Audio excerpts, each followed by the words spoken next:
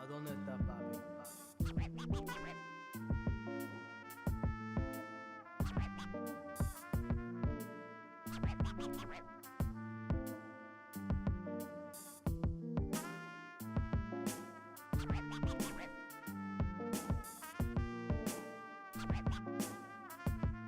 ¿A dónde está papi?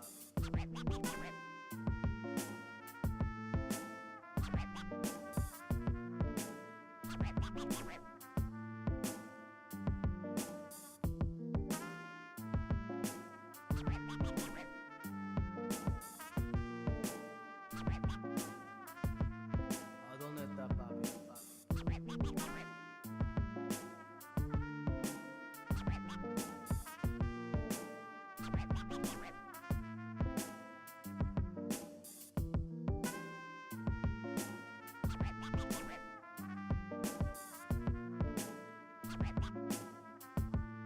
¿A dónde está papi?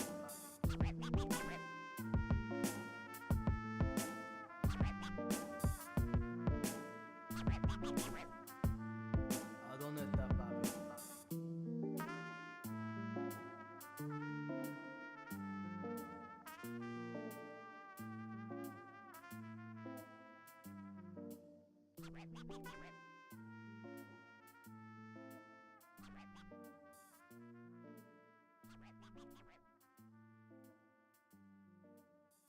¿A dónde está papi?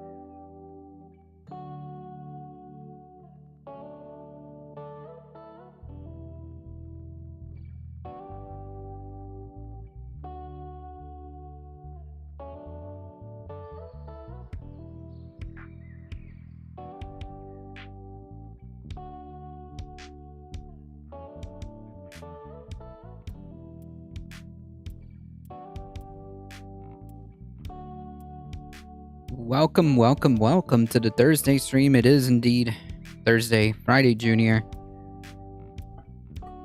The weekend is almost here, folks. How's it going, everybody? Cosmic Seeking, how's it going? Nice to see that the notifications worked. Good to hear. Feeling good today? That's good.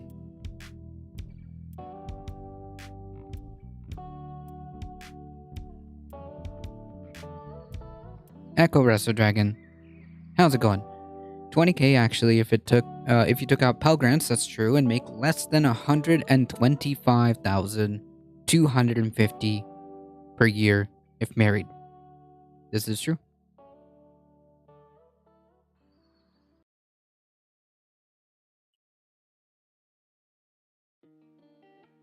I tried to actually get prepared this time. More prepared. We'll see how that goes.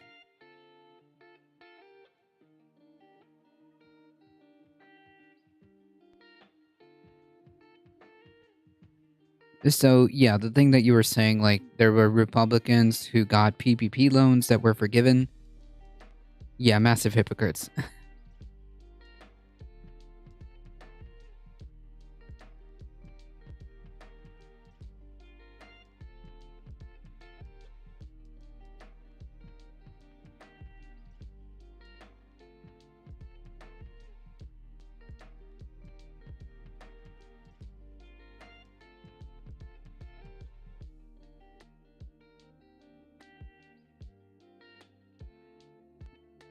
What do you mean you can backdate it? I thought it was just like a one-time thing, right? Oh, meaning that if you happen to have paid off your loans, you get... Wait, no, that doesn't make sense. What do you mean backdated? I did not see that part.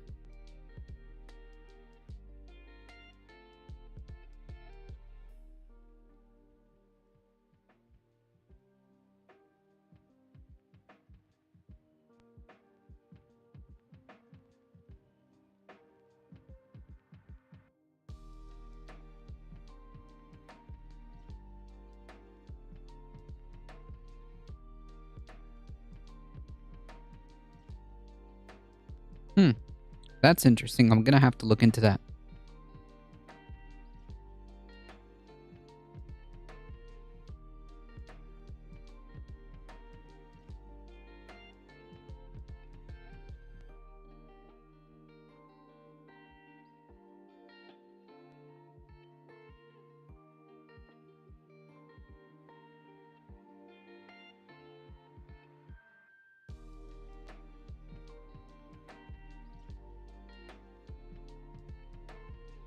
I was not aware of that. Alright, folks, we've got quite a gauntlet to run through, so I suppose we should get started.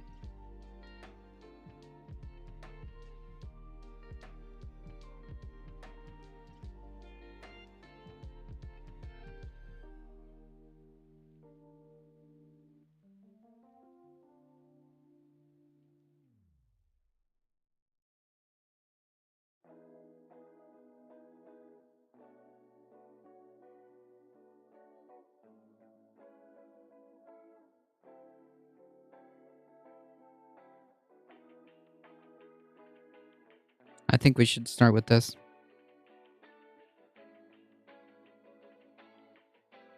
Quite hot in here last night with that raid. Oh yeah, we got a big raid. Big raid. That was good. That was very good. That was very good. Left Flank Vents. Pretty cool, folks. Marcus from Left Flank Vents. Pretty cool, folks. Pretty good peeps. Got a couple of live ones, which is always fun.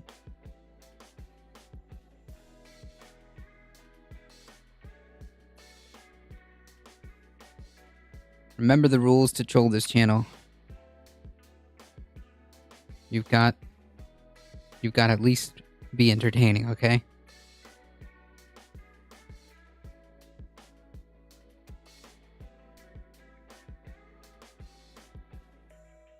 Hi, I'm here for the trolls. Oh man, they'll be here. Anytime, any moment, at any given point. At any given point, you'll get your wish.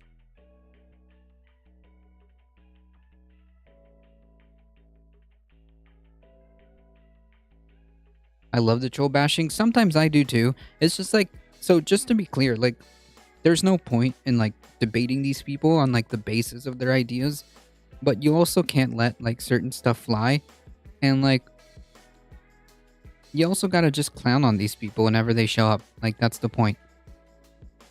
You gotta show how ridiculous these people's ideas are.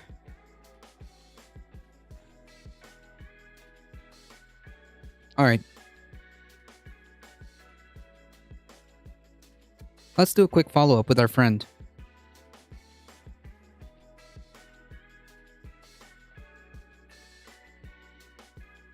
Let's do a quick follow-up with our friend who is remember, and this is and remember, we were told that this was a caricature of the right wing. Okay.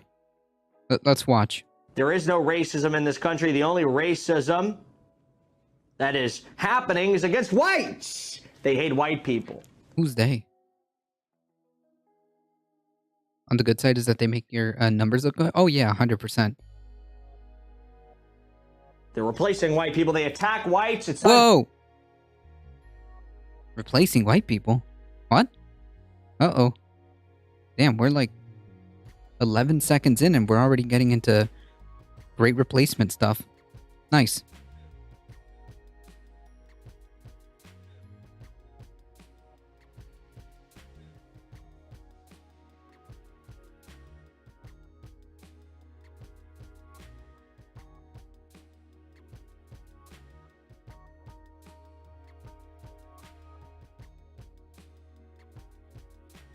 for whites to stand up. It's time for whites to be proud of who they are, to embrace their heritage, embrace their history, and embrace their Whoa! He's one step away, folks. Understanding of what it means to be a white man in America. The fact that you and your heritage and your ancestors, they built the modern world. They were pioneers. They were explorers. They were construction workers. This is white identitarian garbage. Okay? This is white identitarian garbage. Workers, miners. Miners. They were the educated. They were the... Oh, shit. Oh, man. Wait till he finds out, like, who did, like, massive discoveries to math, to science. Wait till he finds out. Wait till he finds out who made, like, the number system.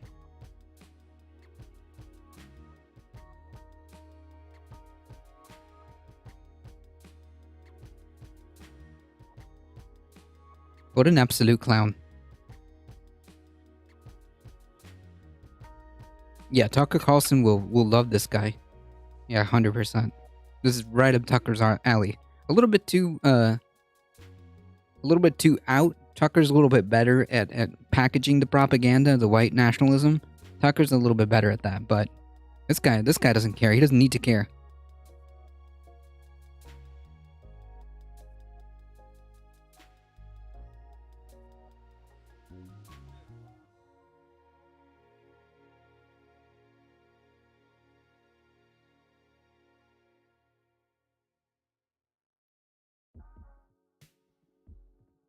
Influential. They were the philosophers and scientists. Again, wait till he finds out about different cultures around the world. Who influence philosophy, who influence like science. The Egyptians, the Arabic people,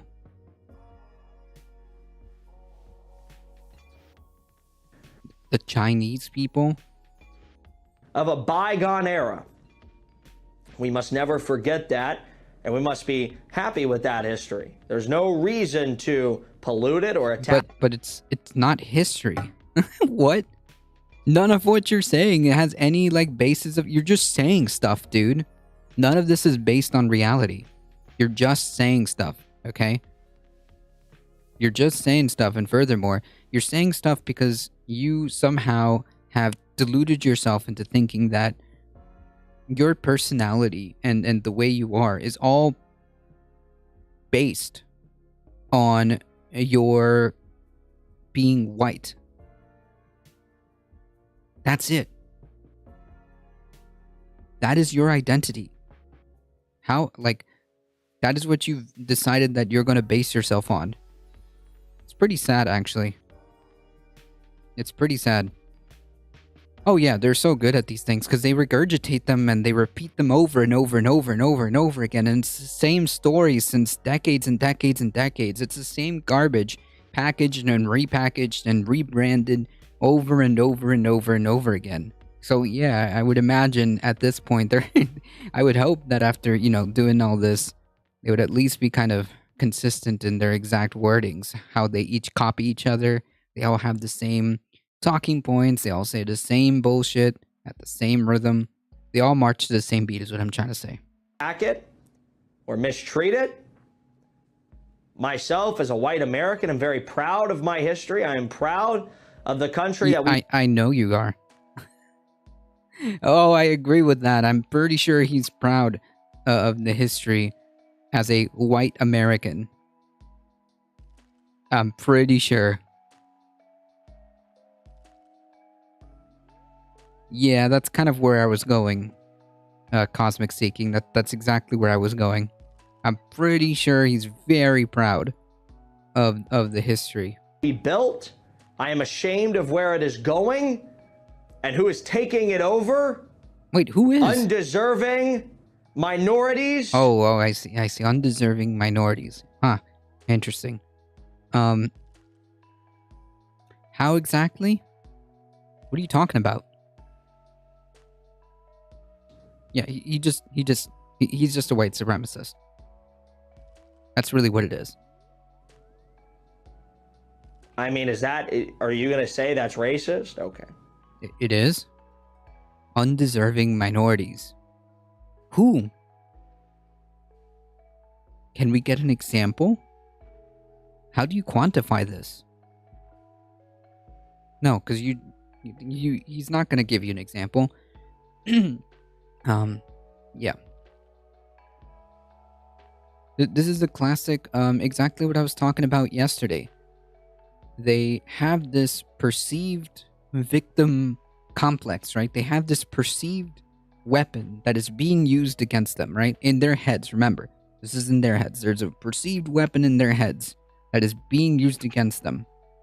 And then, but what's actually happening is that they want to use that themselves, right? They want to use that perceived weapon themselves. They want to be racist. That's the point. That's the goal. They want to be racist.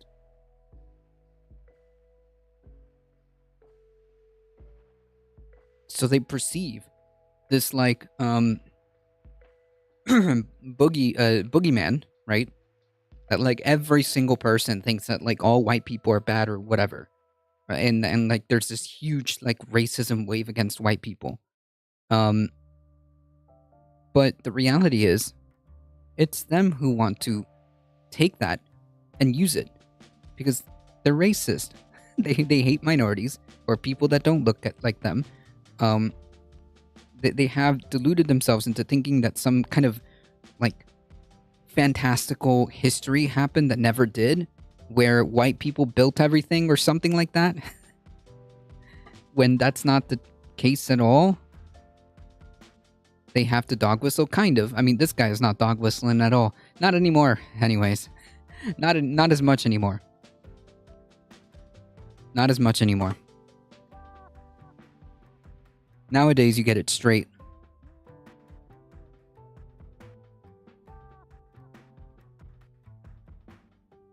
So this perceived grievance, this perceived, like,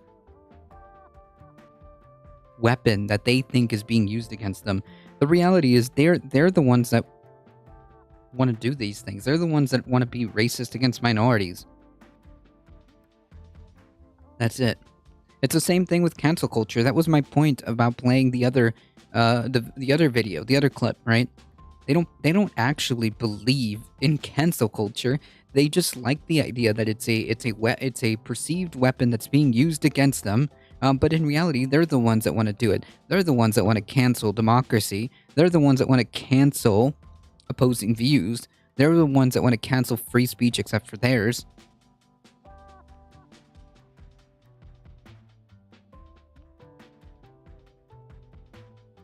This is just like another illustration of that point.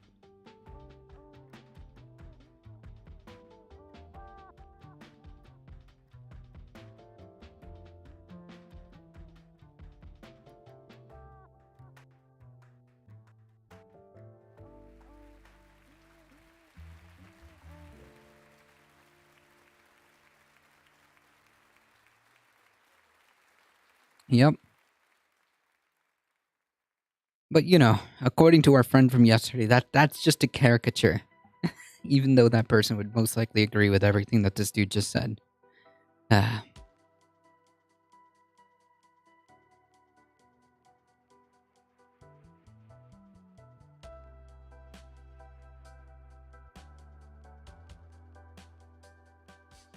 So let's take a look at another right-wing caricature, apparently. Because, you know,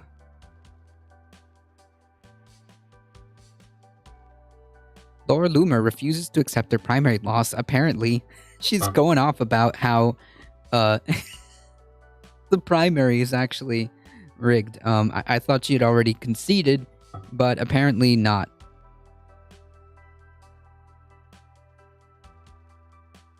Laura Loomer refuses to accept her primary loss and declares that I'm actually the congresswoman of Florida's 11th district. Damn. Just like that. And everyone knows it, vowing to harass. That's not good. Representative Dan Webster and driving him into the ground every step of the way until he collapses in disgrace. Is that like a thinly veiled threat? What is this? Has she lost it? Oh, right, she's a Republican, of course. She's going to run for president? I don't think so.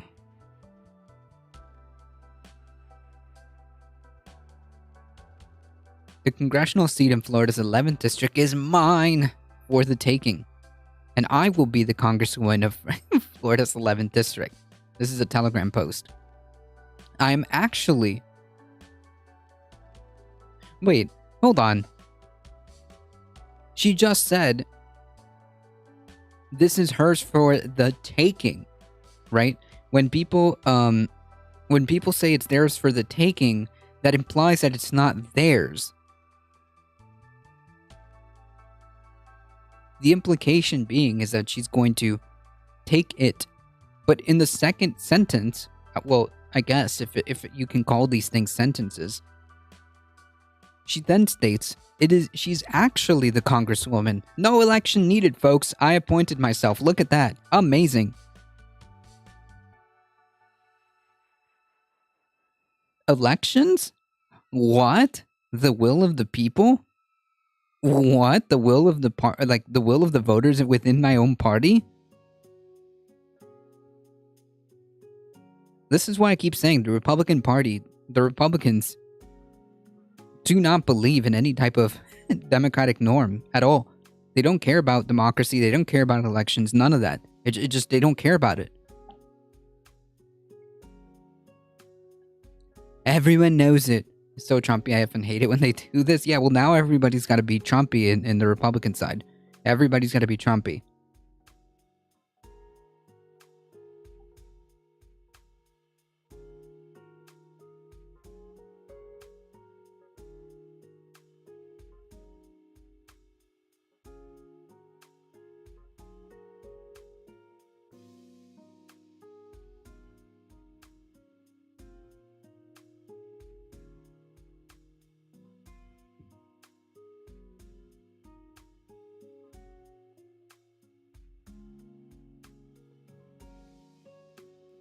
Not Liz Cheney. Nope. Liz Cheney included.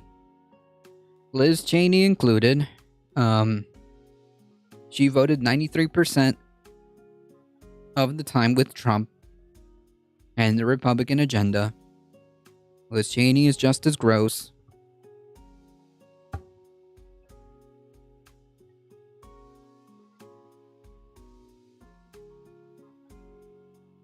I'm not going anywhere except Washington, D.C. Florida's 11th district is my home, and I'm going to keep fighting for the people here who have zero representation thanks to the feckless GOP establishment and voter fraud. Of course, these allegations are going to be unsubstantiated per standard procedure with the GOP. Daniel Webster is illegitimate, and my team will work to drive him into the ground every step of the way until he collapses in disgrace. Or poor health. Wait, what? Is she threatening to, poison him? Or beat him? Jesus. And resigns like he should have years ago. This fight is not over. Wait, but I thought you were actually the congresswoman. The people are with me. Apparently not. If they didn't vote for you, then they're not with you. That's kind of how democracy works. And I will never stop fighting for them. I love my volunteers, my supporters, my staff, and there's nothing I wouldn't do for them and all of you. The reality is Dan Webster's health is worse than Joe Biden's. I don't know if that's true, but she's been lying so far, so no reason to believe her. Everyone who has seen him recently knows it's true. His health is drastically failing. He is demented, looks ill, can barely speak, and has a life alert. Where's the life alert? I'm willing to bet he doesn't survive before his term is over. Or he pulls an early retirement and the good old boys try to handpick another corrupt successor. I don't know who that is. We will not allow them to get away with it. They think I'm leaving, and guess what? I'm not. Is she just gonna show up to Washington, as the congresswoman? What is wrong with this person? Either way, I'm going to keep exposing the corruption and fight against it all. I will continue to push Daniel Webster to his absolute physical limits. Again, these are thinly veiled freaking threats of violence until he resigns in disgrace, since the GOP establishment want to prop up zombies with their voter fraud and big tech election interference machines. What? So, wait. Jesus, this is a whole new... We're entering whole new levels that I didn't even think was possible. So, according to now the conservative mindset, apparently, even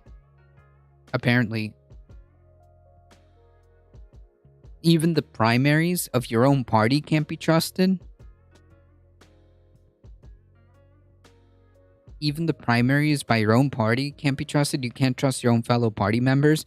This is why, when you talk about fascism imploding, this is the kind of stuff that does the trick, right? You can't trust anybody. You can't trust the elections. You can't trust the elections within your own party. You can't trust your own party. The voters, the machines that your own party, I assume, is using.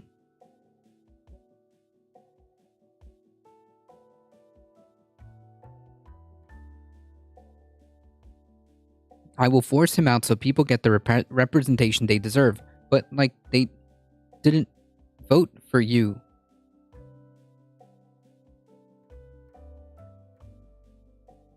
My sister in Christ. My sister in Christ, they did not vote for you. That's why you lost. I'm going to keep working on my federal RICO case against Twitter and Facebook and work to prevent more stolen elections via big tech election interference, and work to expose the GOP establishment with my investigative journalism. Yeah, you go do that. Why don't you go do that? Now we go scorched earth on the GOP establishment and get even more aggressive in the America First hostile takeover of the Republican Party until our enemies are defeated. Luckily, I have an army behind me. Yeah. How long, do we want to start placing bets as to how long, these domestic terrorists start, targeting their own?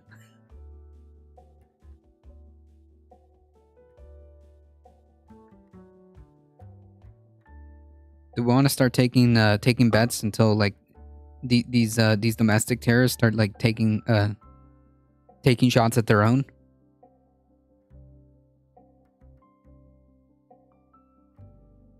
Yeah, paranoid as shit. This is completely divorced from reality. This person is not. This person, Laura Loomer, is living in a complete alternate dimension. Okay.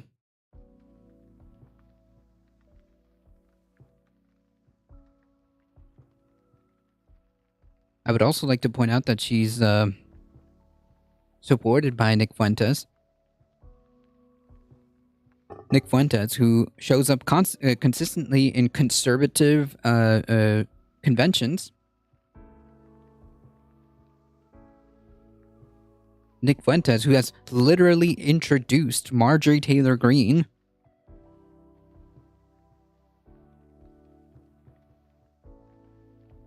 Nick Fuentes, who led rallies, including on the Insurrection Day on January 6th. But yeah, please tell me how he's just an internet troll. Please tell me he's just like an internet nobody. Okay.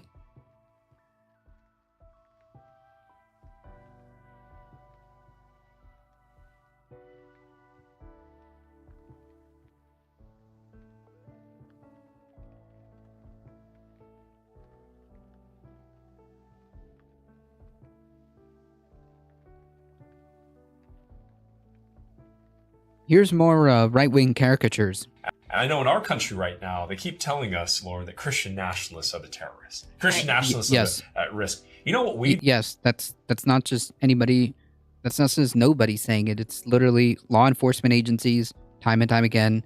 These far-right people have the most proclivity for making, like, terrorist violence. Yeah. This is well known. Thank you. We do for our enemies? We pray for them. We're supposed to. We actually do. We're supposed to, she says. They don't believe in any of this. They only believe in power. They only believe in power. That's it. I'm still working on that. No, it's a tough thing. It's a tough thing to pray for our enemies. But we do it, and that makes us different. We're the most upstanding citizens in this country. Yeah. And I know in our country right now, they keep telling us, Lauren, that Christian nationalists are the terrorists. Yes. Christian nationalists are at risk. You know what we do for our enemies? We pray for them. Okay, anyways. That's a good meme. I guess these are more conservative caricatures, I suppose. Oh, look at that. That's a picture of her and Roger Stone, who's connected to Donald Trump.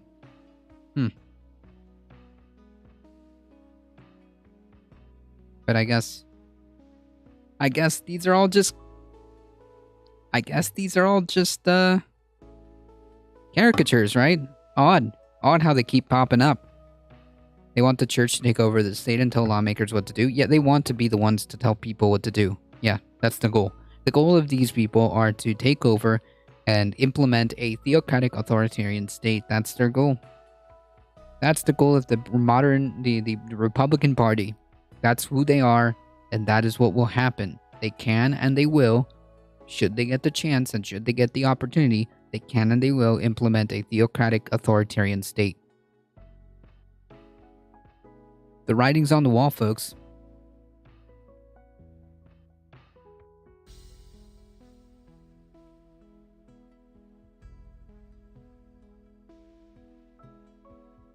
So humble. Yeah, no, these people don't know humble. These people are gross, honestly.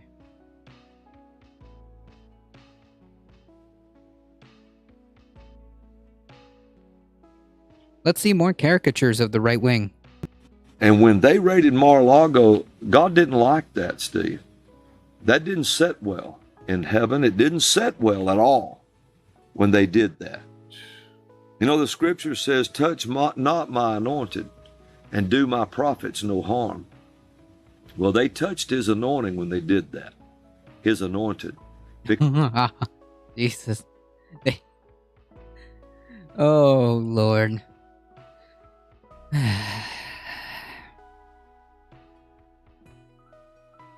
Okay. Because Trump is David.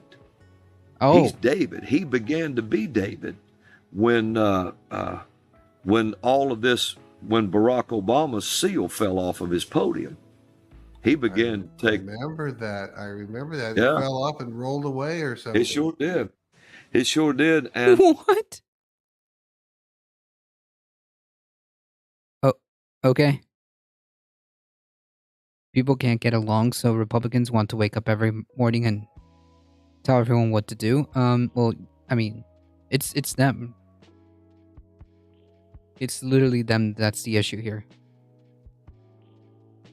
Yeah, I know. This dude's office rocker. And see, Obama would love to be the Antichrist. He would love to be the anointed one. Because they named him that, remember? Yeah. But he's not. And this will be, he's not, he can't be now. Because he is now Gog. What? In the spirit, he became Gog. What the heck is he talking about? Anyway, it's just more, Republican, I guess, caricatures.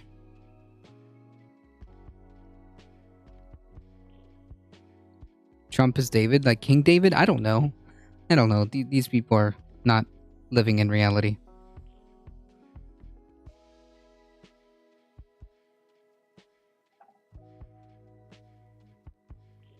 Kenneth Copeland, never trusted that guy. Well, I mean, he's a pastor. I mean, can I tell you?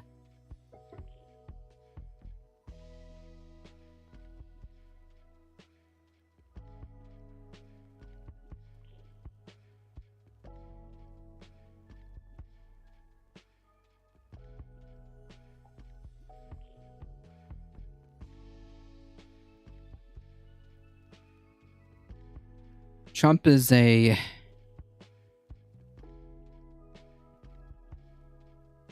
authoritarian. Fola Dahu. Howdy.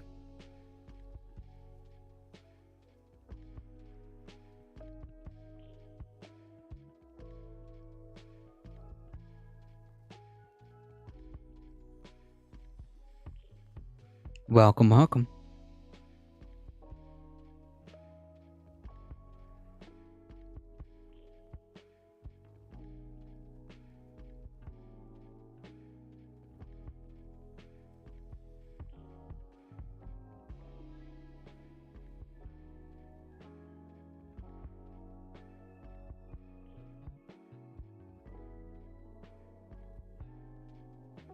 Abortion is a human right. True. True.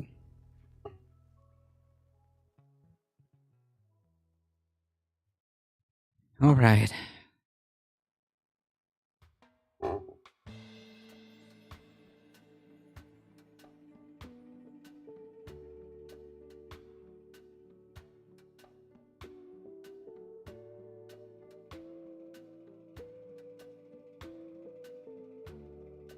Texans who perform abortions now face up to life in prison.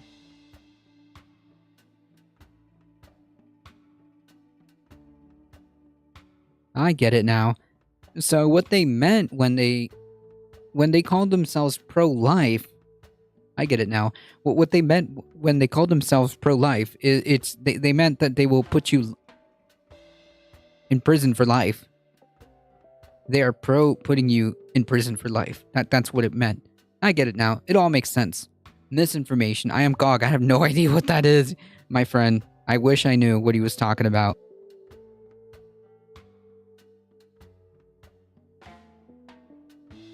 So when they're talking about pro-life, there's a little asterisk on it. It's pro-life in prison. That's what it is.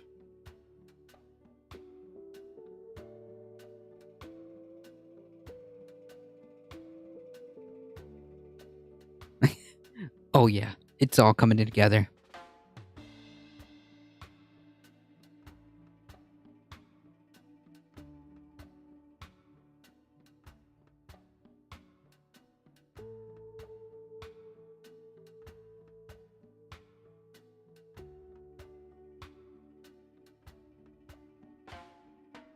Okay.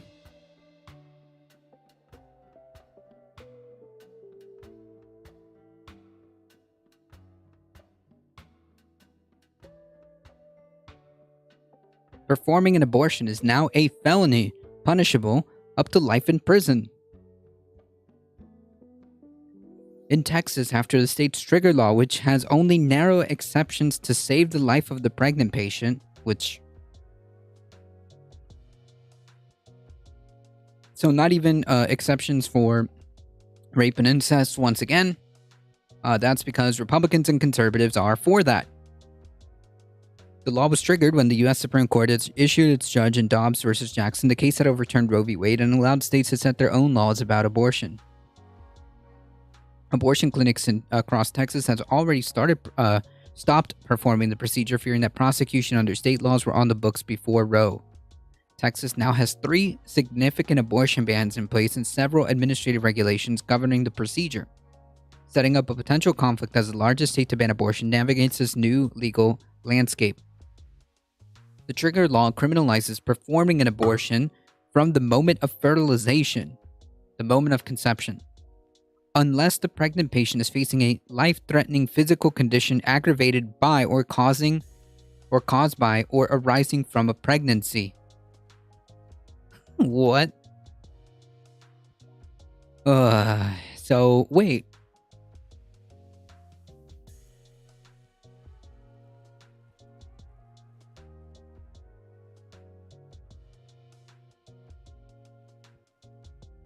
What if there's a medical emergency that puts both of them at risk unless an abortion is performed, but it's not caused by the pregnancy? Then what?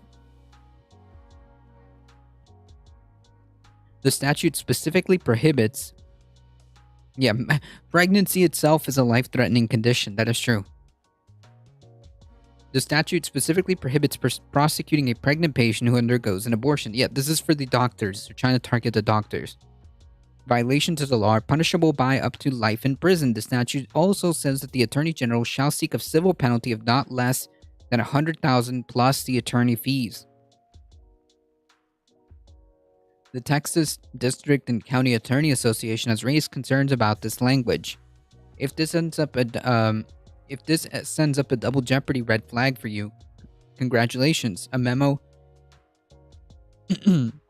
on the group's website reads, citing a 1994 case where the Supreme Court ruled that a defendant who is convicted and punished for a criminal offense cannot also have a non-remedial civil penalty imposed against them. Similarly, if a defendant pays a civil fine, they cannot be criminally prosecuted for the same offense. By requiring the Office Attorney General to pursue a 6-figure civil penalty for the same conduct that potentially incurs a felony sentence of imprisonment and a criminal fine. The memo reads, the legislature has created a legal framework that could prevent a criminal conviction for certain violations of the new anti-abortion trigger law crime if any of those civil fines are collected by the Office of Attorney General. Charles Rocky Rhodes, a law professor at the South Texas College of Law, said it's not yet clear whether the $100,000 penalty would foreclose the criminal prosecution. I might try that defense if I was representing somebody, but I don't think there's a clear slam dunk there.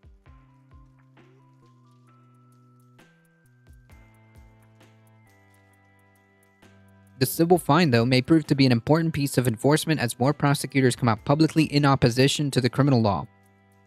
Several major cities are considering or have passed measures that prohibit the use of local funds to investigate or prosecute abortion-related crimes, and district attorneys in 5 large counties, Bexar, Dallas, Fort Bend, Nueces, and Travis, have said they won't bring criminal charges in these cases. Already, conservative lawmakers, which again I assume this is another caricature, have said that they intend to propose legislation to allow prosecutors to bring abortion cases outside their jurisdiction if the local district attorneys won't. Of course, because these people are authoritarian.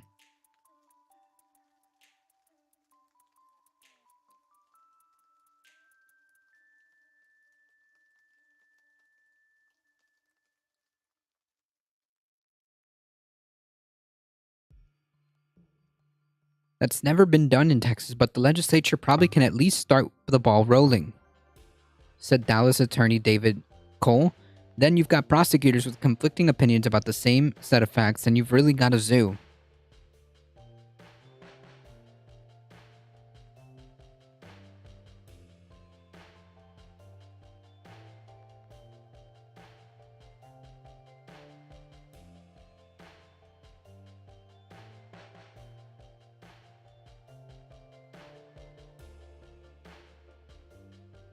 It's really mean of the, well, it's not mean, it's dangerous of MAGA Republicans to force people to live their view. Yeah, it's not mean, it's authoritarian, it's dangerous. And remove freedom, and then many politicians, including Trump, to not keep vows of commitment to their spouses. And what about the babies and kids to age 19? Yeah, they don't care about any of that stuff. They're not pro-life. The only thing pro-life about them is that they are pro-life in prison. That's it. That's it. They're pro-life in prison.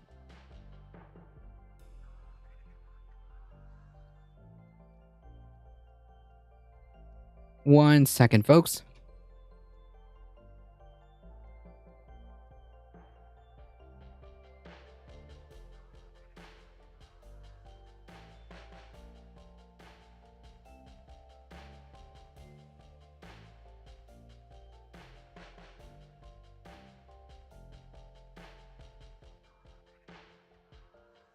Okay.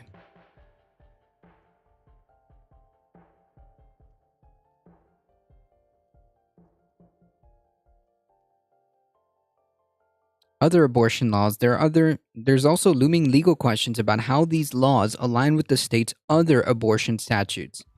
The pre-Roe statutes, which date back to Texas' first criminal code in 1857, come with 2 to 5 years in prison compared with the 5 years to life in the trigger ban.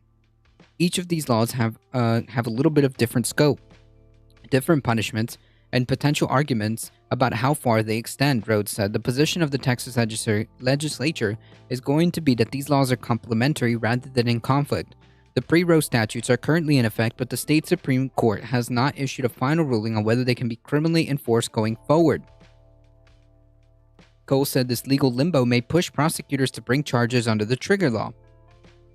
If you're a prosecutor, why on earth would you go anywhere near that? You're going to charge something under the new statute in the most limited way so it clearly doesn't conflict with anything in the old statutes.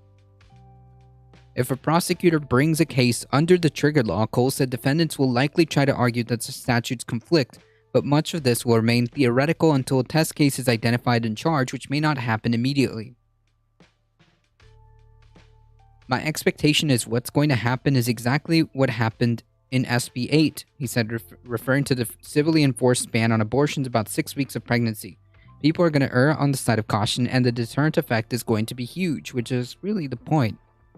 One significant distinction between the two laws is that while both statutes criminalize the person who performs the illegal abortion, the pre-Roe statute also allows charges to be brought against anyone who furnishes the means for an abortion.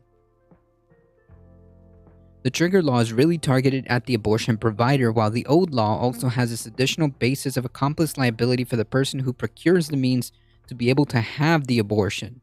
The law is vague as to what that really means, though. And of course, that's on purpose.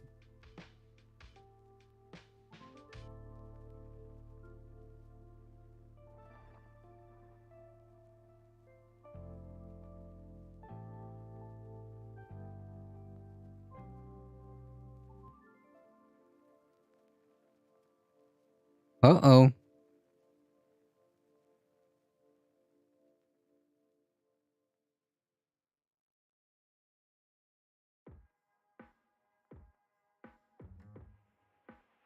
In the age of medication abortion, where people can get abortion-inducing pills mailed to their homes from overseas pharmacies or advocacy networks, identifying who performed or furnished the means for an illegal abortion will likely become more difficult. Already, nonprofit abortion funds that help people travel out of state have stopped their work, fearing potential criminal prosecution under the pre-Roe statutes. Lawmakers in Texas and other conservative states have discussed finding ways to prohibit interstate travel for abortion. People are saying some things in their zeal about abortion that are just not very democratic, and there's no other polite way to say it. What are you talking about? Whether polite, why would you want to be polite about this? These are authoritarian fucks. Okay? The conservatives are authoritarian. No, like full stop. There's no polite way of saying that. Conservatives are authoritarian. That's it.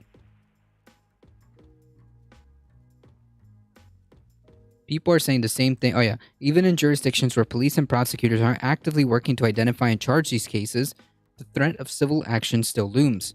Texas remains under Senate Bill 8, or SB 8, which allows any private citizen to sue anyone who aids or abets in an abortion after about 6 weeks of pregnancy. With $10,000 per abortion on the line, Cole said there's a significant motivation for private citizens to try to identify people who've had an abortion, and in the process, bring them into the criminal justice system. As long as we have SB 8, people are going to be out there trying to get that $10,000 penalty. He said, who else will have it?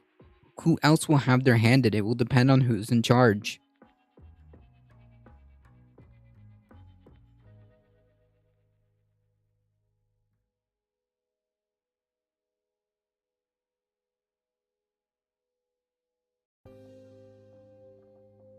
Yep.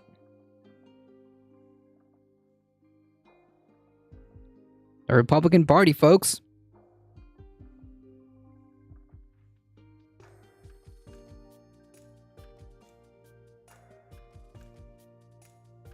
Alright, let's take a look at this one real quick. Voting machine tampering points to concern for fall election. On the last day of voting in Colorado's June primary, a poll worker sent to wipe down a voting machine found a concerning error message on the screen. USB device change detected. Uh-oh. This is for the primaries, folks, alright? So hang tight. Hang tight, alright?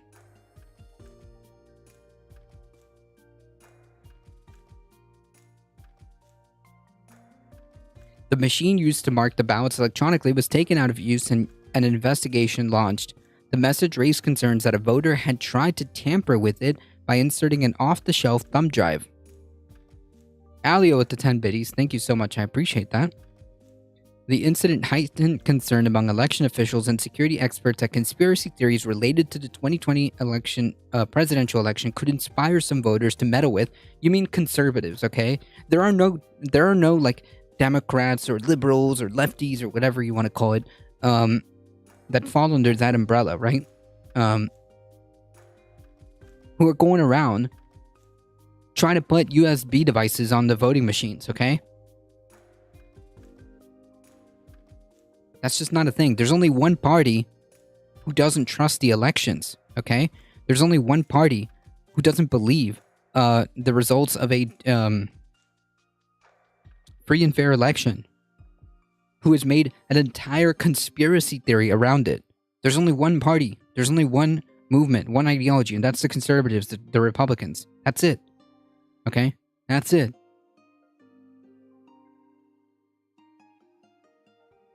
This is coming off the back, off the story that Trump lawyers shared election machine information with conspiracy theories, conspiracy theorists, and other right-wing commentators.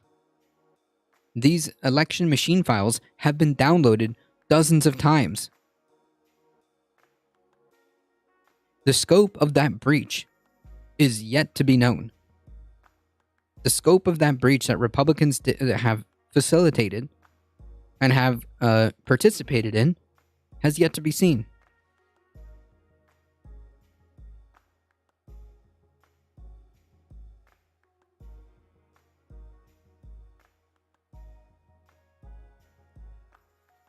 Are you right or left? I'm whatever you want me to be.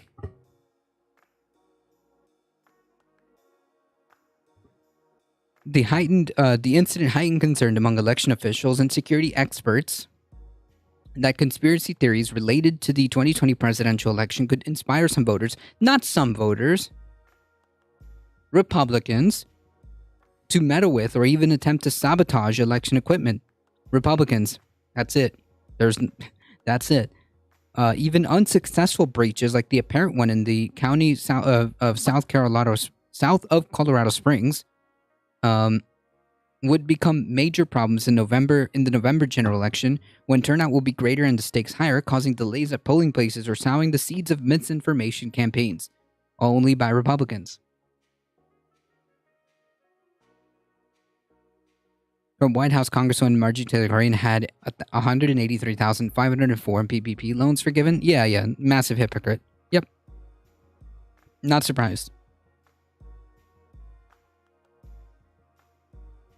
Which political side do you support? Activists who promote the false claim that the 2020 presidential election was stolen from former President Trump, you mean Republicans, have been traveling the country peddling a narrative that election voting machines are being manipulated. They have specifically targeted equipment made by Dominion and Smartmatic, Dominion Voting Systems, which has filed several defamation lawsuits and said that the post-election reviews in the state after state have shown its tallies to be accurate. Yeah, the only activists who are going around peddling this are Republicans. They're conservatives. That's it. Okay?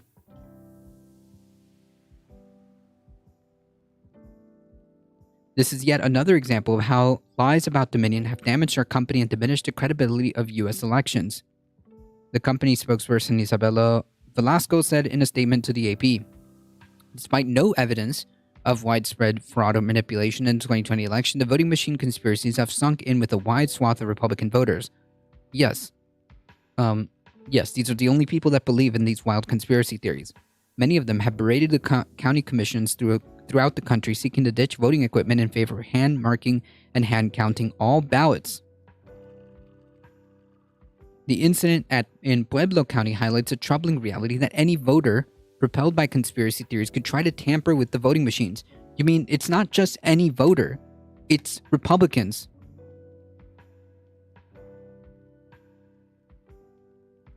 President Biden condemns MAGA DNC fundraiser that what we're seeing now is the beginning of, or the death knell of, an extreme MAGA philosophy. It's not just Trump, it's the entire philosophy that underpins that I'm going to say something. It's like a semi-fascism. Wow, well that's finally, Jesus Christ.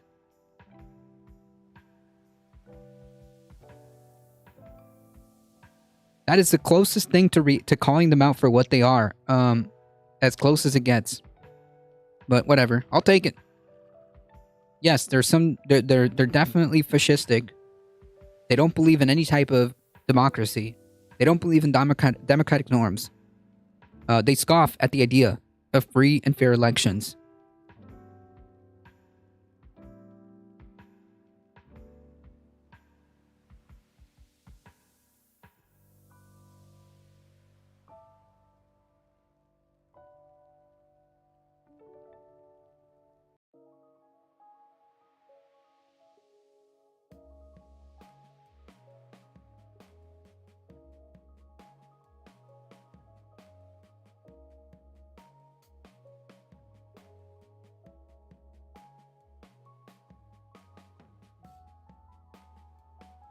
Yay, more details regarding why religious zealots should never be accepted into polite society. Now we have codified forced child pregnancy. True.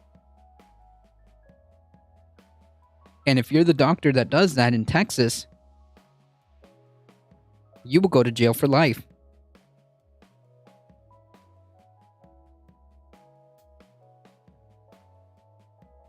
So like I said, Maple Leaf Dragon, now I understand what they mean.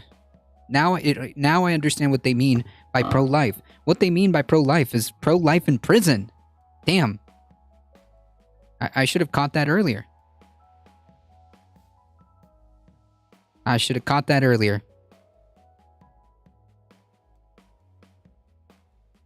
What they actually mean by pro-life, they mean pro-life in prison.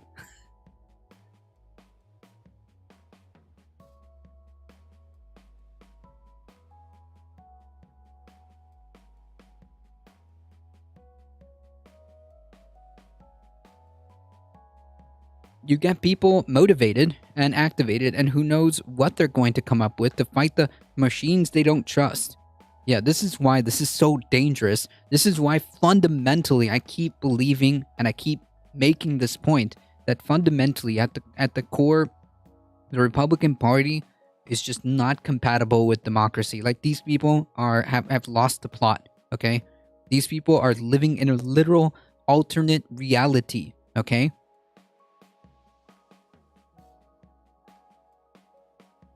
And a movement like that is so so at odds with basic reality is dangerous.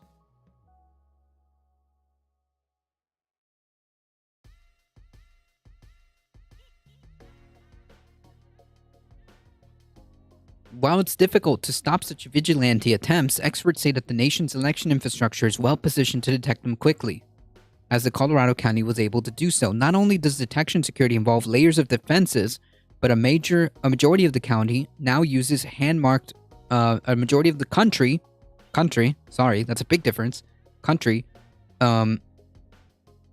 now uses hand-marked paper ballots. That means an accurate tally can be reached in case something does go wrong and the results are questioned. Damn.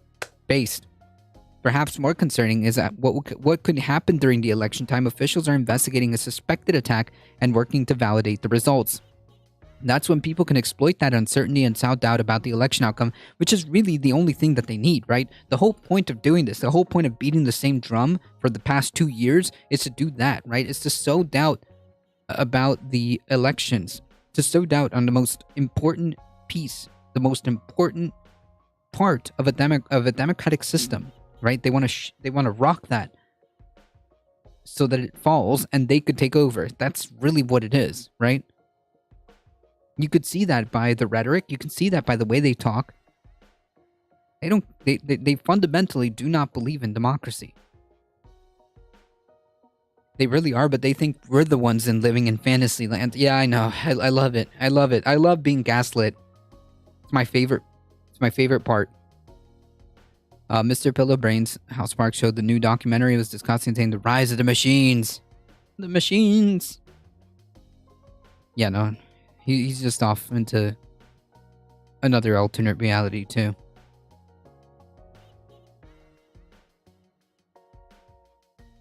And, like, this isn't a fringe element of the Republican Party. This is the Republican Party, folks.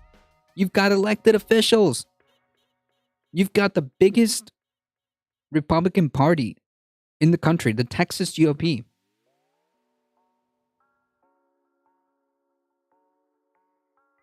Adopting rhetoric like this.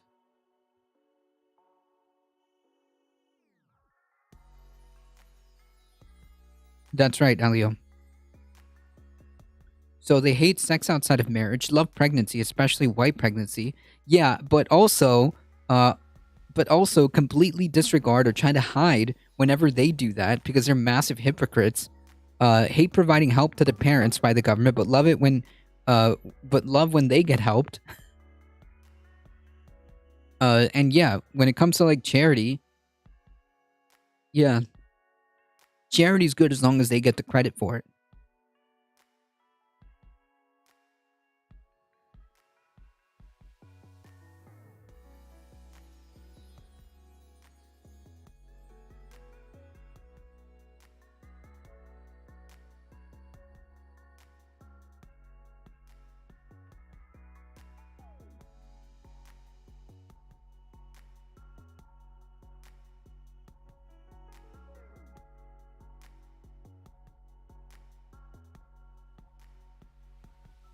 We've got so many layers of security and protections that have built over the years, said Michigan Secretary of State Jocelyn Benson. The bigger threats are outside infiltration as opposed to the machines themselves, and that's what we're trying to prepare for because that's the greatest system of unknowns. Yeah, and these people, these Republicans, these conservatives, are planning on launching essentially operations to get people to be poll workers. To get elections, to win elections in important positions like Secretary of State, like governors. So yeah, this isn't just a fringe element, folks. Over 20, I believe, governor races, over 20 GOP nominees are election deniers.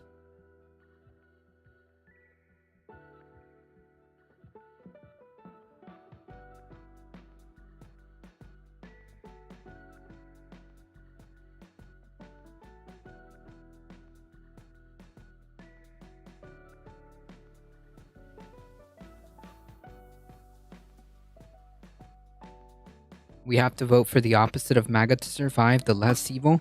Yeah, I mean, whatever tools you have at your disposal, you gotta use them.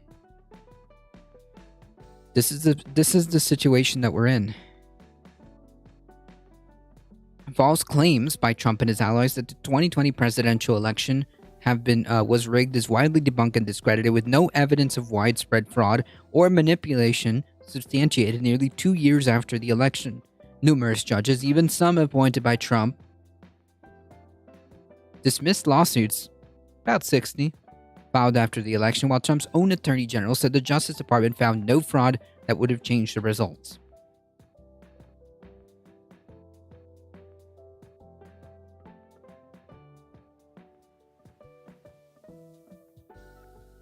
There's so much cognitive dissonance, their brains fell through the hole of the universe created inside their heads. True. Yeah, and the Dems helped win. The Dems did fund some of these extremists. Yes, you're right. I don't enjoy using these words, but the MAGA has been going on since 2015 to 23. Yeah.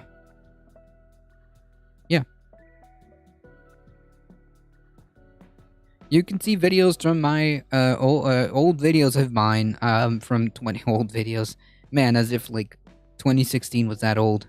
I guess in the internet. I guess in like in internet years, 2016 is like ancient stuff, right? 2016 is like ancient stuff. I have been ringing this alarm bell since before then. Since Trump announced his candidacy. Since Trump announced his candidacy and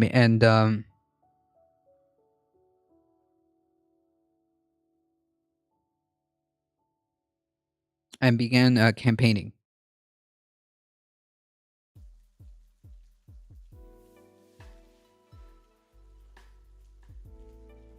Okay. I have no idea what that is.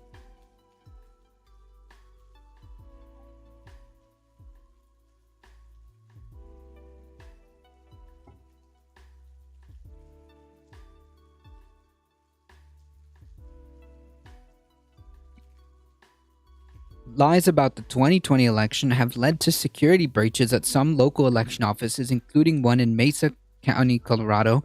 Authorities in a handful of states are investigating whether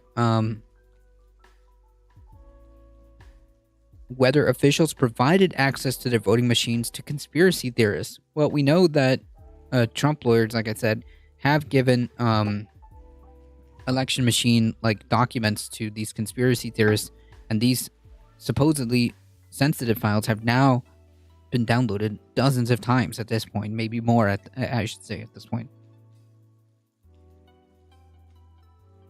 Those concerns are added to worries about the physical security of the machines, which should never be left unsecured. At polling places, the workers are trained to keep a close eye on the equipment and flag anything suspicious. But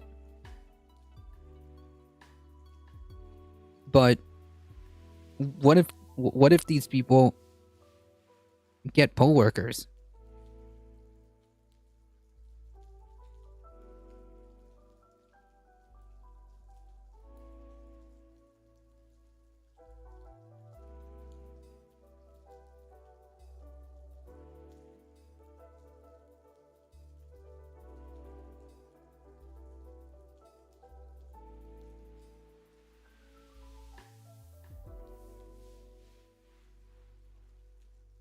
Beware of false prophets, which come to you in sheep clothing, but inwardly they're ravening wolves. Yeah, but there's no such thing as prophets.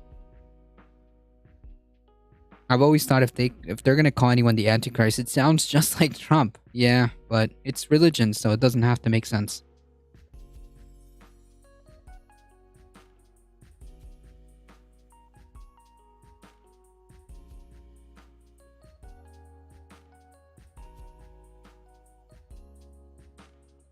Election officials also use lock and tamper evidence seals, so it becomes apparent if somebody is trying to access voting equipment. Trigger alerts make machines inoperable if someone tries to tamper with them, which is what happened in Colorado on June 28th. Late in the afternoon, poll workers at the Pueblo County Vote Center heard noises coming from a voting booth. When a poll worker went to investigate and clean the machine, they saw an error message and notified a supervisor. Law enforcement and state officials were immediately told of the incident. What triggered the error message is part of the security protocol that protect the voting machines. Election officials can take measures to ensure that unauthorized devices don't infect voting equipment. They can configure their systems to recognize only proprietary devices, such as USB devices from the voting machine manufacturer, voting system manufacturer, or employ a system that allows connections only with devices containing a pre-authorized digital signature. If somebody attempts to insert any unauthorized USB device, an error message appears and the machine won't work unless someone with administrator-level access overrides it.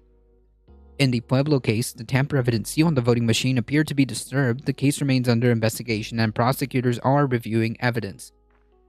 This year, Colorado lawmakers broadened the definition of tampering with election equipment and strengthened the penalty for it. Formerly a misdemeanor offense with a penalty of up to 364 days in jail, it is now felony punishable by up to 3 years in prison. Lies about America's elections are causing security risk, said Colorado Secretary of State Jenna Griswold. Any actor who tries to subvert the will of the people should be held responsible under the law. Federal officials have been working with those on the state and local levels to improve their security defenses since voting systems were designed as critical infrastructure after the 2016 election, along with banks, dams, and nuclear power plants. State and local election officials who weren't already doing so have added locks, video camera surveillance, equipment storage locations, and door access cards to limit those who can enter the secure areas. Other security steps including limiting accessing to voting equipment to only those who need it and ensure the sensitive system is not connected to the internet. I have high confidence that jurisdictions are putting the necessary tools in place to be able to prevent and detect any kind of nefarious activity, said Kim Wyman, who leads a election security effort at the U.S. Cybersecurity and Infrastructure Security Agency.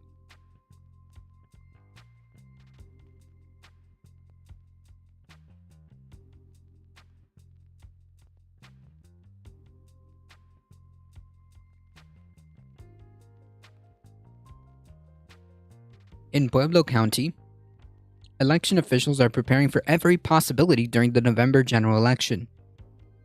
Gilbert Bo Ortiz oversees elections as the clerk and recorder in the Pueblo County, which Trump narrowly won in 2016, but lost 4 years later. Ortiz sees a bit of irony in efforts by those who question the outcomes of the 2020 presidential election, whether it's flooding his office with record requests demanding recounts or attempting to tamper with equipment. All they're doing is proving the integrity of our system. Ha!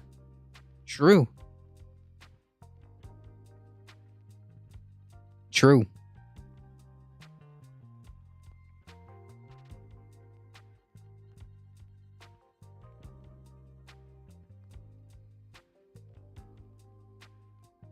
The podcast movement issues an apology for hosting a booth for the Daily Wire at their ongoing conference in Dallas and for the harm done by host Ben Shapiro's unexpected appearance. What? There's a podcast movement? What is that?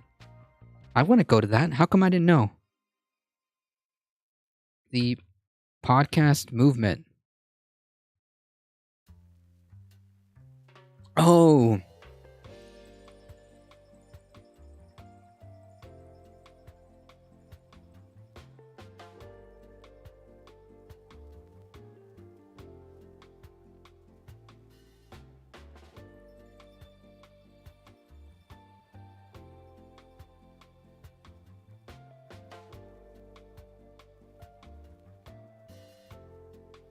It's Twitter trending?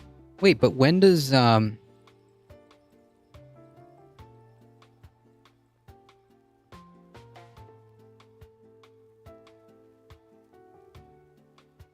podcast movement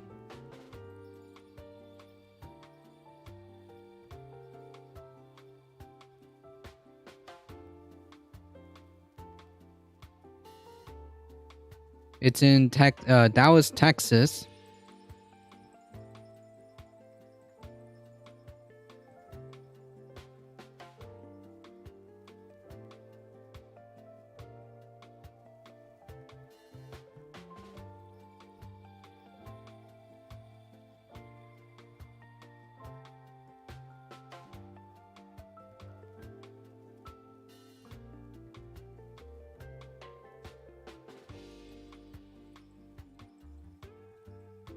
Oh, I see. It's ongoing right now. It's ongoing right now. August 23 to 26. Damn, last day is tomorrow? There's no way around. We agreed to sell the Daily Wire first-time booth based on the company's large presence in podcasting. The weight of the decision now is painfully clear. Shapiro is a co-founder. A drop-in, however unlikely, should have been considered a possibility. I see. So he, I guess, showed his face in this event.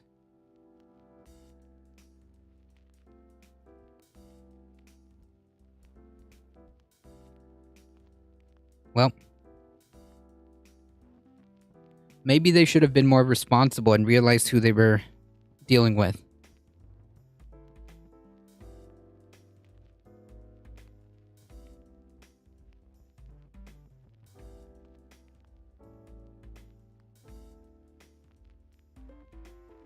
That would be my take on that. They should be responsible and realize who they're dealing with.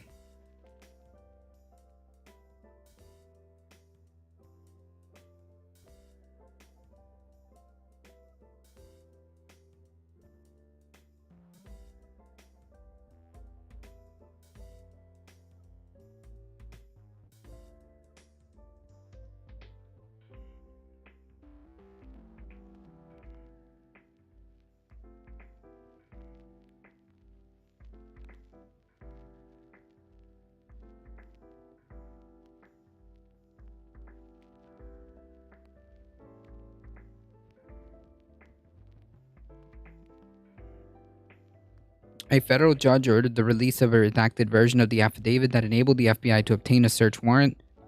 Oh yeah. Well, I guess we'll see if whenever it comes out. So Marjorie Taylor Greene got swatted again, and apparently, now she's calling for kiwi farms to be shut down. Listen, your people made this, all right?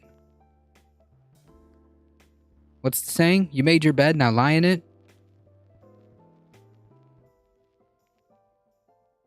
Yeah, allegedly. As far as we know, if we want to be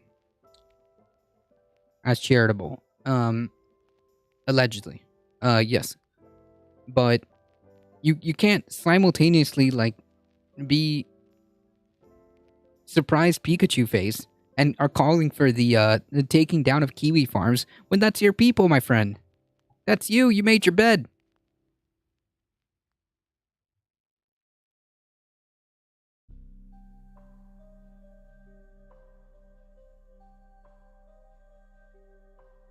I'm pretty sure she swatted herself. Who knows?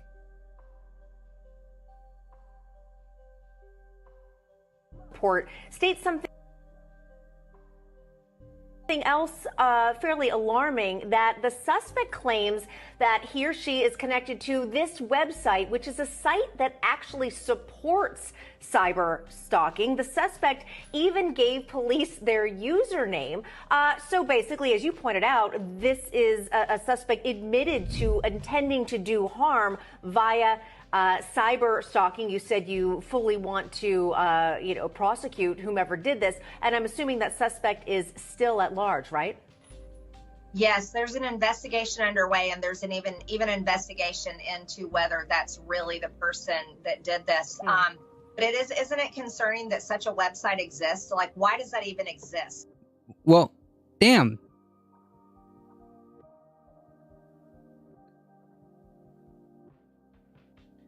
Why does that website even exist? I don't know. Marjorie Taylor Greene, why don't you tell me, okay? Because those are your people. From the article Judicial Watch, I don't trust Judicial Watch. President suggested to Trump that if archives came back, he should not give up any additional records according to the sources with knowledge of the conversations which have not been previously reported.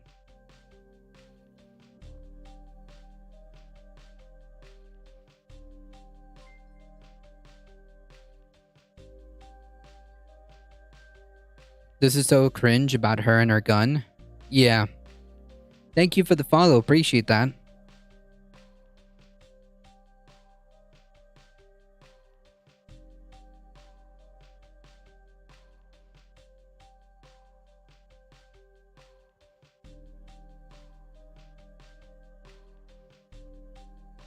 fit in the long time. Okay, well, hold on. Let me just do one thing at a time. That website needs to be taken down. There should be no business or any kind of service where you can target your enemy. That's absolutely absurd. And this is the type of lawlessness that Democrats want all over the country. What? Wait. You don't know who did this? How? Wait. What are you talking about? What do the Democrats have to do with this? This was a swatting incident. How do you know? How do you know that? What?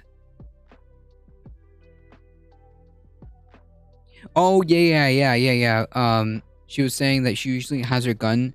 Yeah, when she goes to the door. Yeah, and then like she said that that time she decided not to bring her gun with her or something like that. Everything about this is sus. Maybe. I don't know. Just like if we want to just take it at face value, swatting is bad. Swatting is just not okay. It's just not okay. It's not okay. It's not okay. But B, like, dude, Kiwi Farms, those are your people. Those are MTG's people.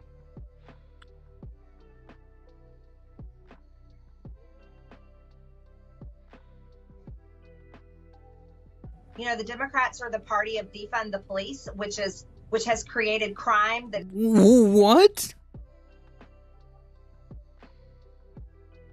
Democrats have called for the defunding of police. Okay, which exactly policy has moved to defund the police, first of all? Second of all, weren't you just calling for the defundment of FBI, which is a form of law enforcement? Or do you only get to cherry pick what you like? Like, that messaging is gone. That messaging is done, okay? You can't use that, alright?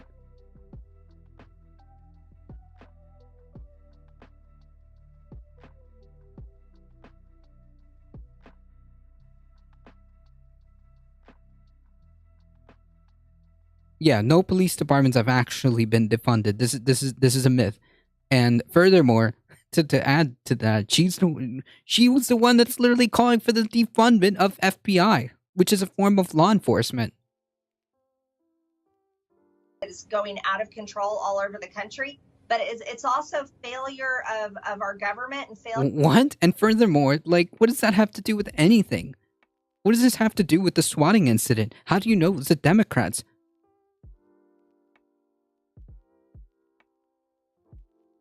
Yeah, just when soon she'll be shouting ACAP.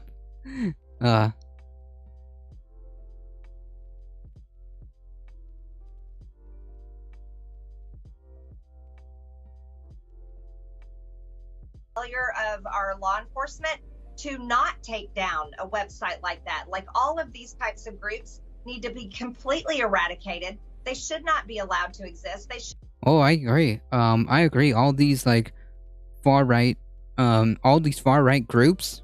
Yeah, I agree. They shouldn't. They should not be on the internet. Yes, I agree.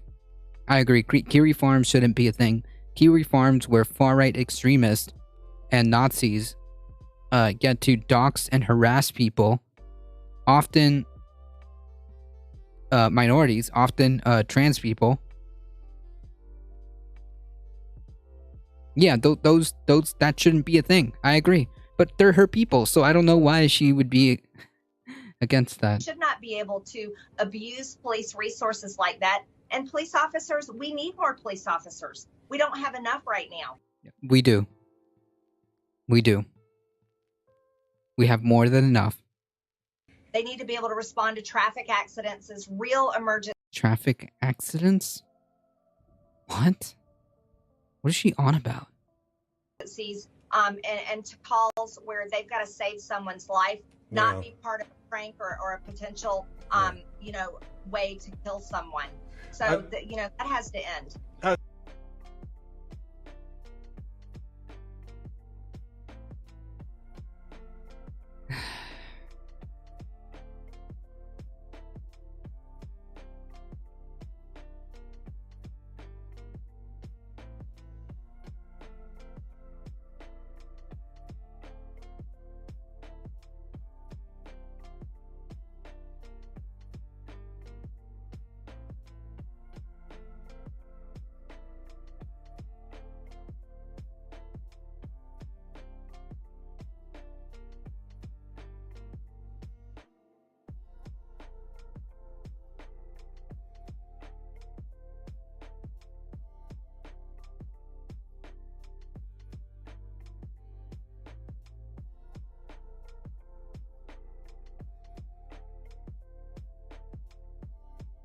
Progressives are calling for the defunding of those uniformed paramilitary public death squads that call themselves police. Yes, true.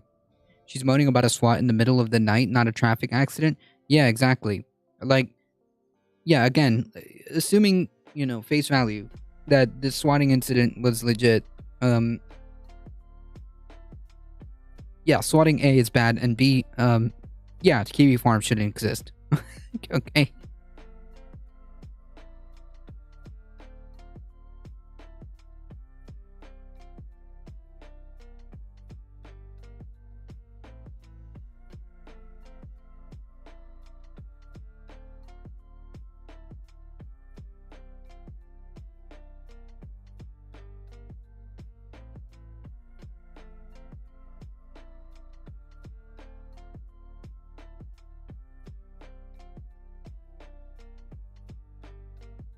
No, she's saying that we need more police.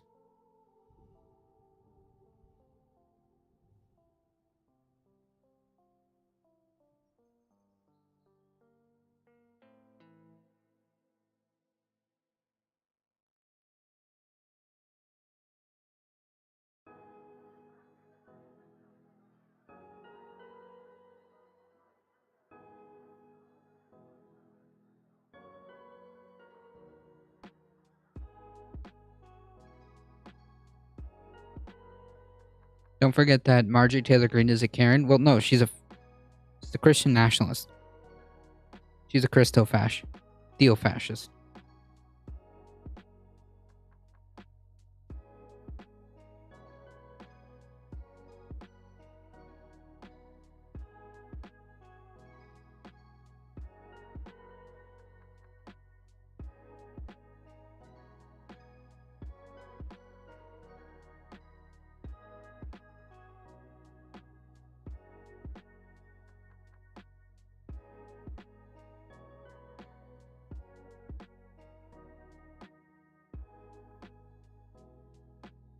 I'm trying to read this article as to where the alliance happened, okay? According to this Business Insider article, there was a bizarre alliance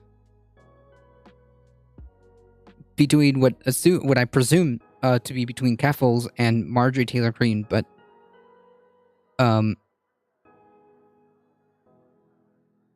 none of this happened. Okay.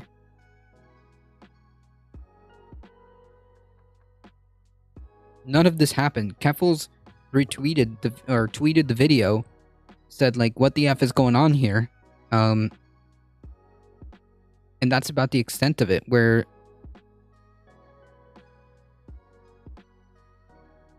yeah, she wants Kiwi Farms gone.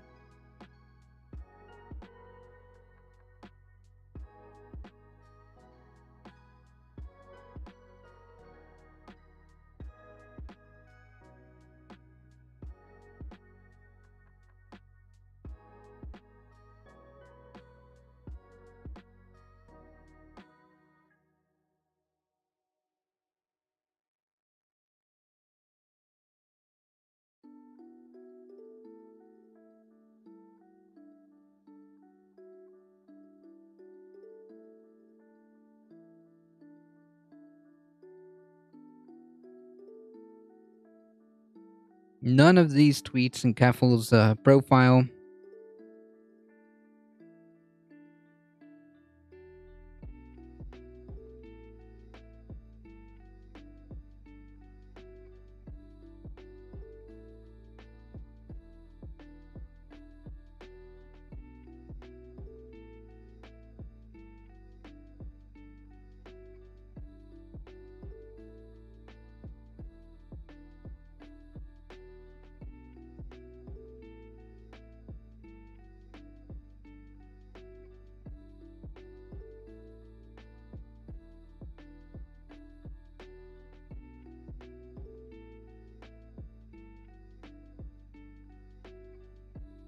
Yeah, none of this confirms that there's some type of alliance other than, I guess, the loose connection that they both want Kiwi Farms gone. I guess, and they decided to print an entire article with this title.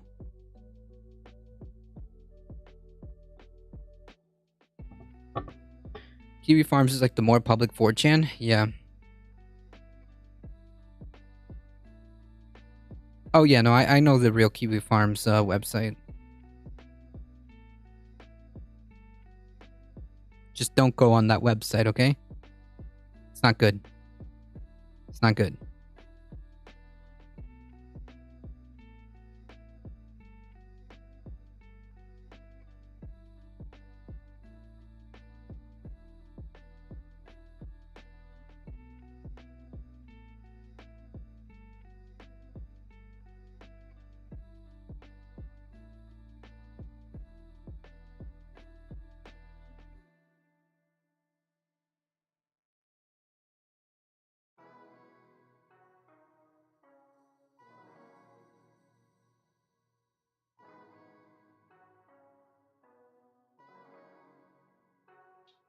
Yeah, nothing here.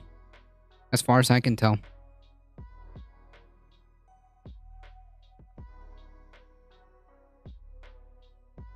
Anyways, Kiwi Farms is garbage, and it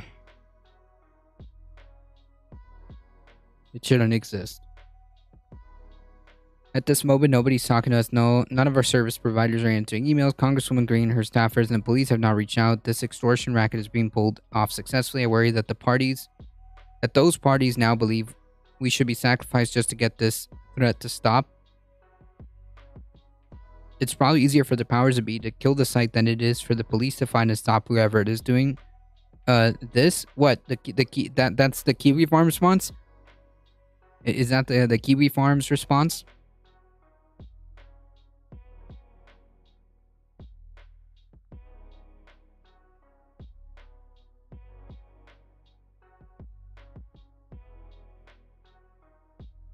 Well, they can go cry. They can go cry.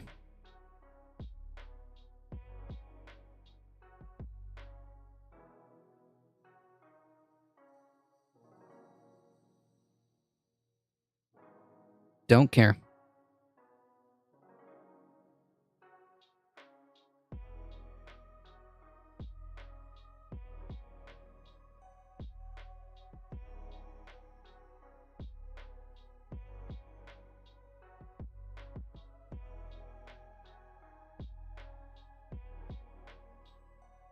Alright, let's take a look at a meme article. The backlash against quiet quitting is getting loud.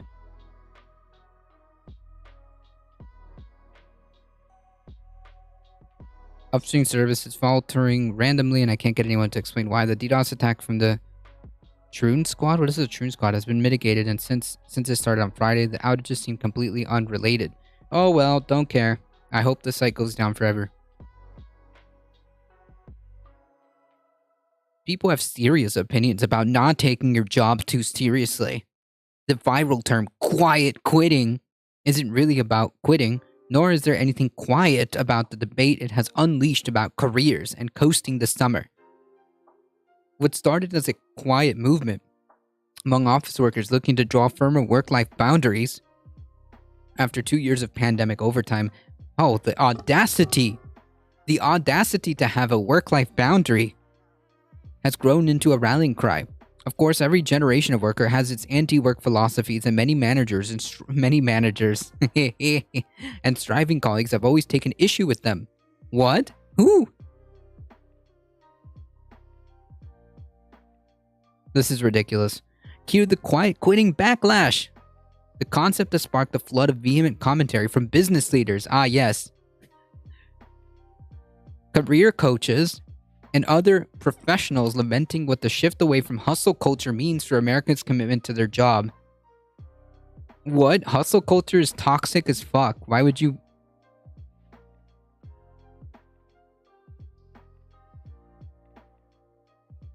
Why would you put it... Why would you put hustle culture in a positive light? Oh, right. Capitalism. That's a good meme. While some young professionals are praising it, quiet quitting isn't just about quitting on a job, it's a step forward to quitting on life, wrote Ariana Huffington, founder of health and wellness startup Thrive Global, in a LinkedIn post that has garnered thousands of reactions. Kevin O'Leary, co-star of ABC's Shark Tank, oh yeah, and chairman of O-Shares ETF, said called quiet quitting a horrible approach to building a career. You have to go beyond because you want to. That's how you achieve success. Yeah, no, not really. No. Don't listen to these people, okay? Yeah, the audacity of doing what you get paid for.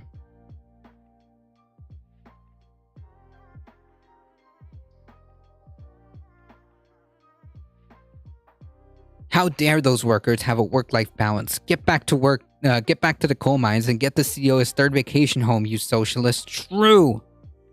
So the businesses aren't doing any different. No. Aren't doing anything different. Nope.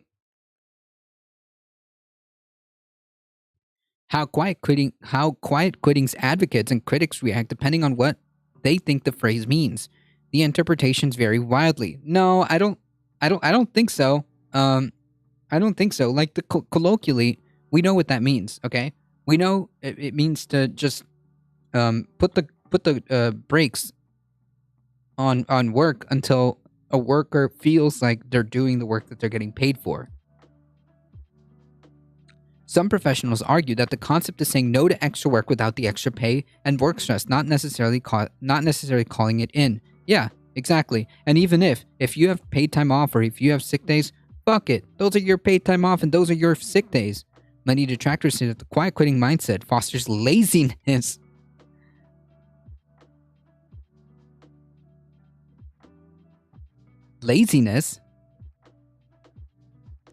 And hurts performance, ouch, even if baseline job expectations are being met. Wait, even if baseline job expectations are being met? Bro, if I get paid to do X and I do X, then that is it. Okay? That is it. If I'm paid to do from hour X to hour Y and that's it, I did my freaking thing. Why would you expect me to go further than that? Are you going to pay me more? No? Then why do I care? A job at Amazon nowhere near the starting point of a career? Yeah. Yeah.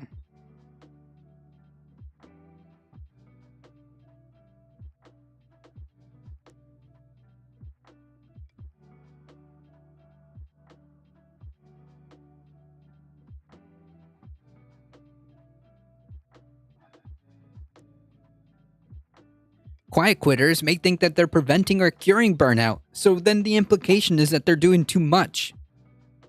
By doing less work, yes, because that's what you do what you're paid to do. But better option exists. Okay. Mrs. Huffington said in an interview, coasting through your career instead of finding truly engaging work is a missed opportunity. What the fuck does that mean? Engaging work?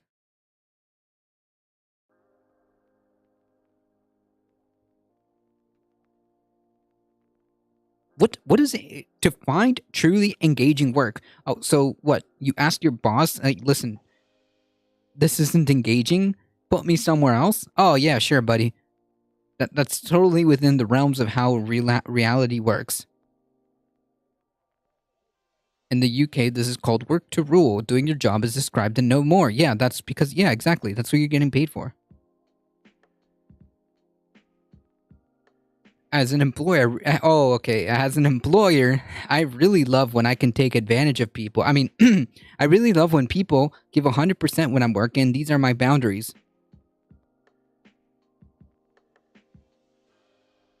That's very different from, I don't like to be being taken advantage of, or, excuse me, I do the bare minimum to get by. Listen, the bare minimum is what you should be doing.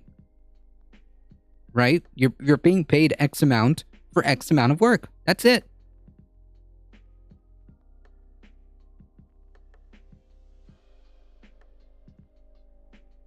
While some bosses push back against quiet quitting because then they can't take advantage of their employees, saying that going above and beyond is the best way to get noticed, except that's not really how that works.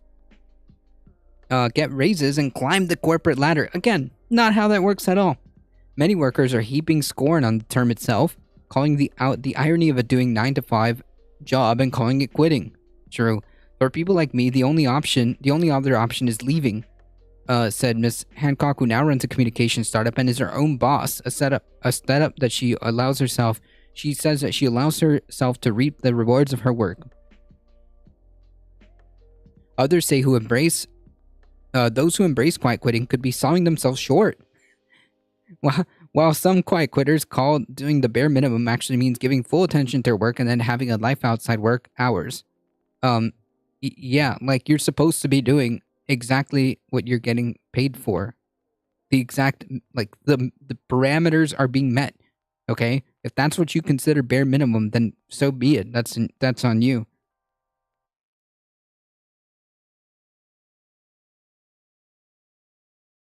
After receiving a, quote, meets expectations score on a performance review at a past job, at which he regularly accepted last-minute requests to stay late at work and offered to take on extra tasks, Mr. Gray said he decided to stop chasing validation by going above and beyond. Yeah, because all they do is just give you more shit.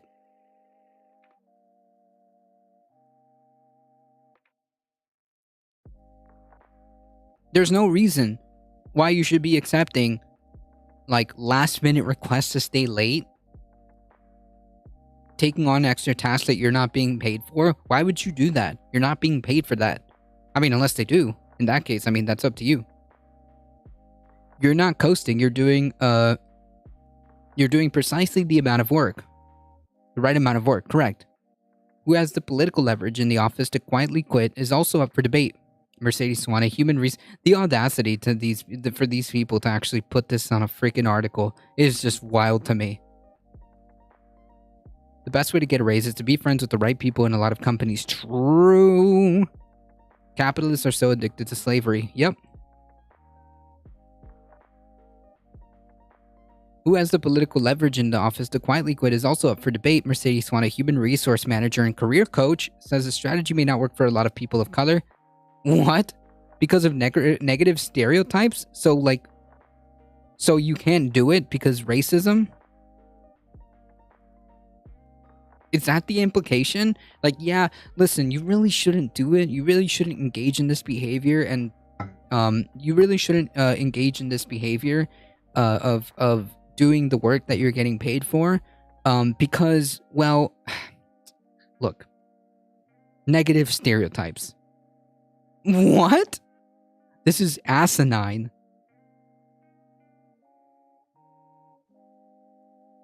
This is ridiculous.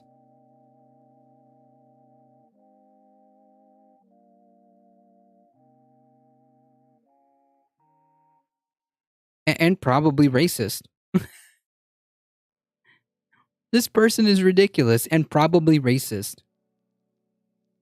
Because how do you come to the conclusion that doing the right amount of work, in other words, not capitulating to being forced to do extra work or being forced to stay extra hours for no reward, essentially, for no reward whatsoever, could, quote, produce a negative because of negative stereotypes, and that's why people of color shouldn't do this? Holy yikes! Imagine the mindset that you have to actually formulate this statement in your head and then go to a news outlet and give them this.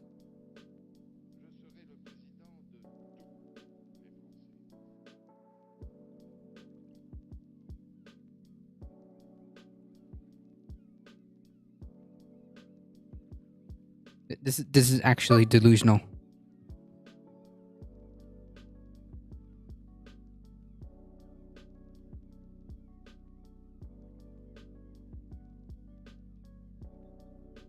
A mediocre manager is usually a bad manager and does not change for all employees, hence the need for unions. Yeah, managers are pretty much...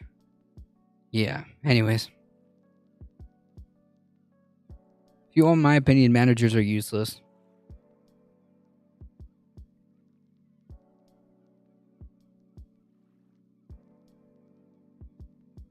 Useless position, I should say. It's not delusional, it's playing to the capitalists. Yeah, I guess so. But, geez.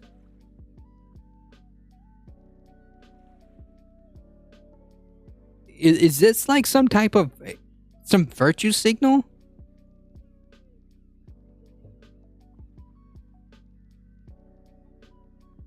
Is this some type of like virtue signal? Because like, jeez, I mean, how could you not be racist?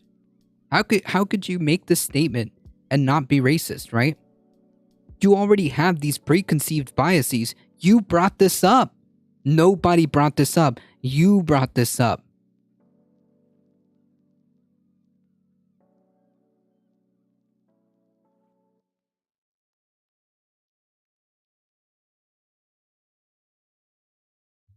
The negative stereotype is black people are lazy, which is a racist, like, obvious racist, like, trope. She's thinking this way.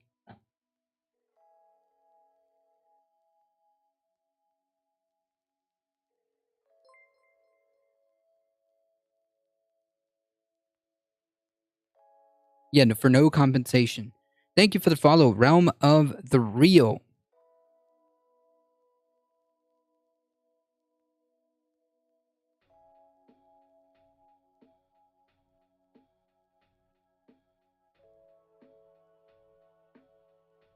Appreciate the follow.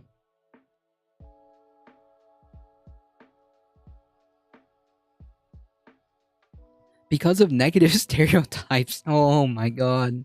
I can't get over that.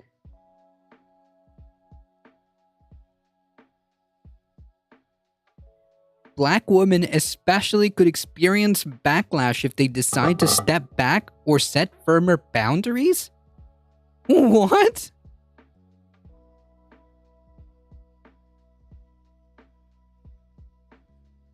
Listen, you need to be subservient because, you know, the stereotype of the angry black woman, those are negative stereotypes and you don't want that. So just don't say anything and listen to your boss, and listen to your boss and just do what they say. This is actually ridiculous. Like this newspaper actually printed this out. This newspaper actually printed this out.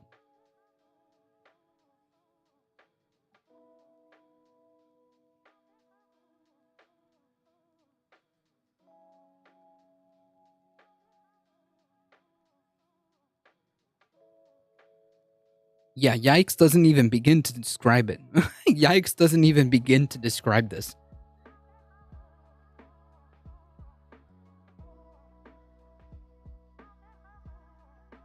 I stepped away from a bit. What did I miss? Quite possibly one of the racist shit I've ever read in the Wall Street Journal. Quite possibly one of the most racist shit I've ever read on the Wall Street Journal. Holy yikes. So this article was supposed to be about quiet quitting, and it started off as like a pretty like classist anti-work or anti-worker like spiel, and then we get to the end and then we get the the curtain reveal, when the curtain reveals and you can see what's going on behind the scenes. And you can see what's going on behind the scenes. Yeah, they end this with this quote. They end this with this quote from a human resources manager. Mercedes Swan says, quote, "The strategy may not work for a lot of people of color because of negative stereotypes. Black women, especially who could experience backlash, in other words, you better stay in your lane if they decide to step back or set firmer boundaries." So the idea of even setting firmer boundaries between like your job and your personal life could because you're a person of color could experience backlash because of what? Negative stereotypes? What? Oh my god, this is not only like racist, because the implication here is acknowledging that there is racial biases being at play here. Okay, like that's literally what she's acknowledging. She's acknowledging that this actually happens. She's a human resource manager, right? The implication being that this does happen. And her, being a human resource manager, probably holds some of these biases because she's telling us that she does. Jesus Christ.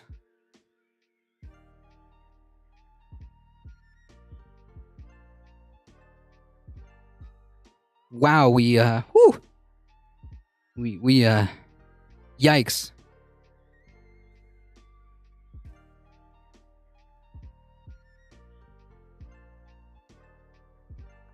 Wow, that went and that threw me off for that threw a huge curveball because I did not see that one come. I did not see that ending coming. I thought this was going to be like some kind of like classic Wall Street Journal like classist anti-worker spiel, and then here we are. Jeez. Whew. Yikes.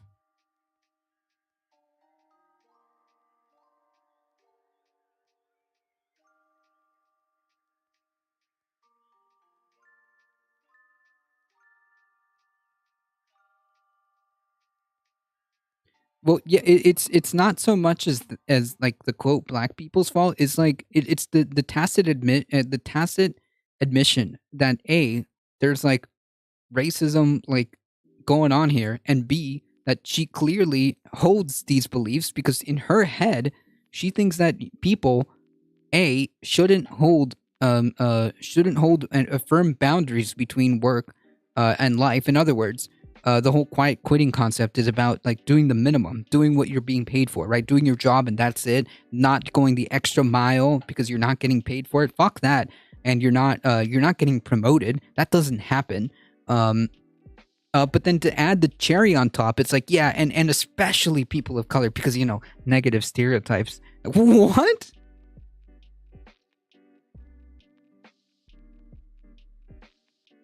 And then we get the caveat, like the cherry, like the cherry stem on top of the cherry, which is black women especially, because, you know, they could experience backlash. Holy yikes. Totally not unsurprised considering the rhetoric currently not being opposed in the public sphere. Yeah, I mean, like, I'm glad that this was brought to my attention. Because geez, I can't believe they printed this out. I can't believe like people at the like people at the Wall Street Journal unironically read this and like, yeah, run it.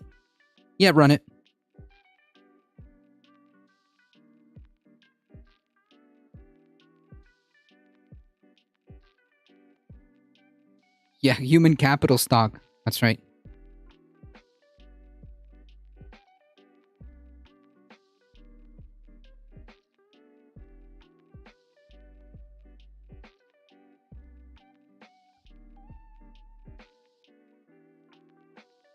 Wow.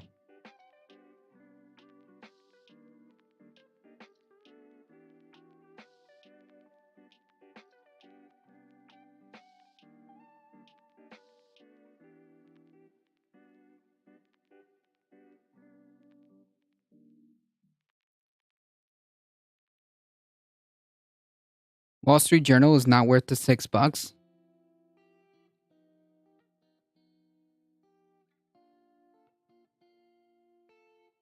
Agreed. I don't pay. That's why I don't pay for it.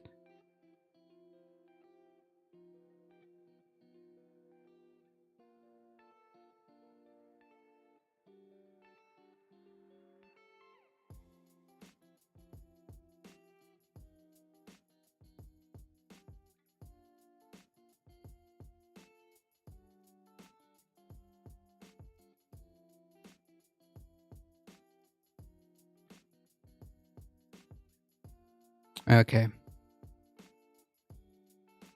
I've got to make a tweet about that because that's just wild. That is just wild.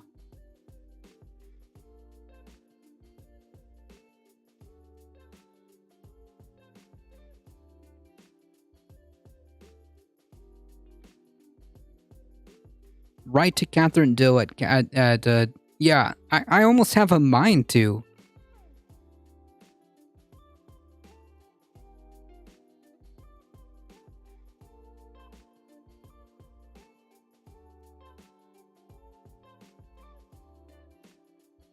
I almost have a mind to.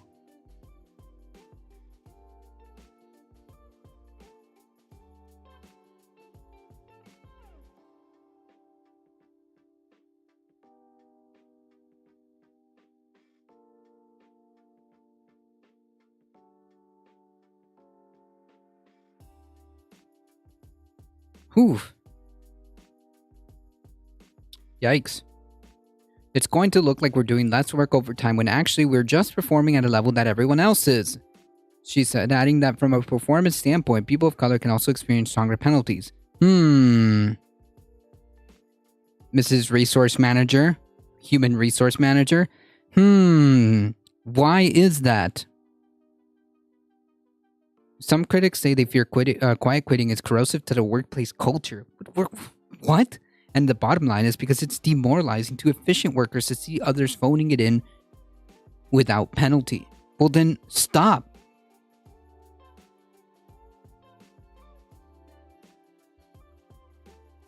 Stop. Why are you going above and beyond other than what you're being paid for? Why are you doing that? If they need more stuff, they can hire more people or pay.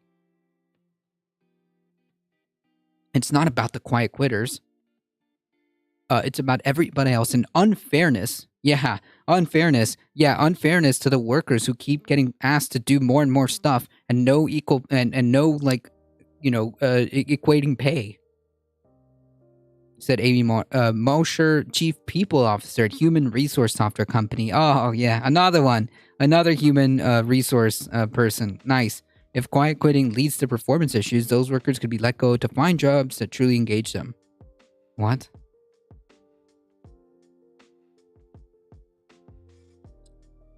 Jay McDonald, an Atlanta-based executive coach and former CEO of several small companies, says the onus is on a business leader to set clear performance expectations.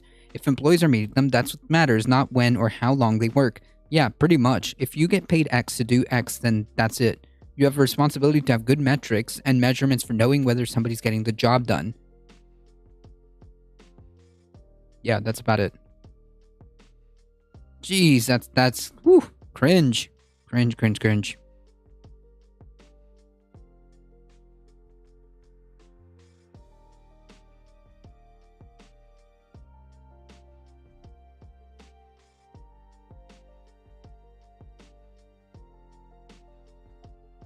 I can't get over this. Like, I need to know who this person is.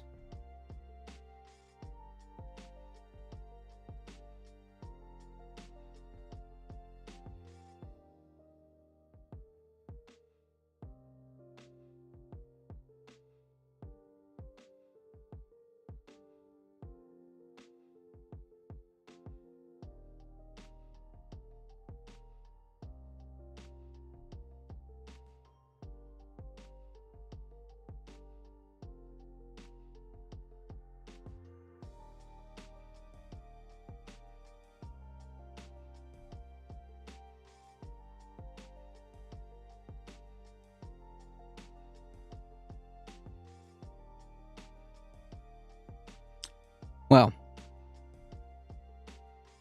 to be fair, we don't know who this person is. But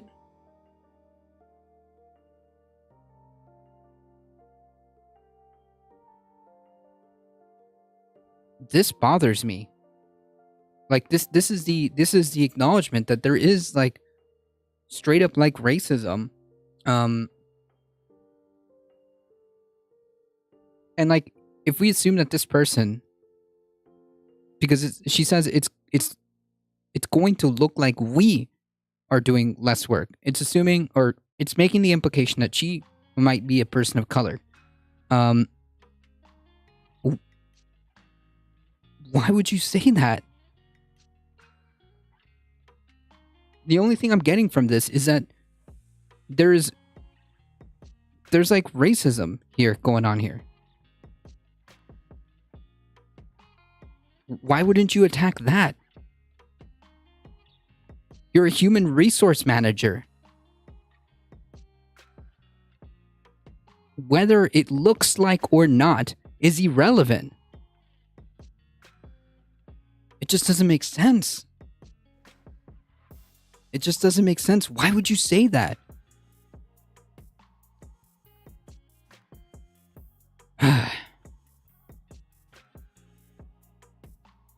Because, like, I just thought about it. Like, what if this person is a person of color, right? We.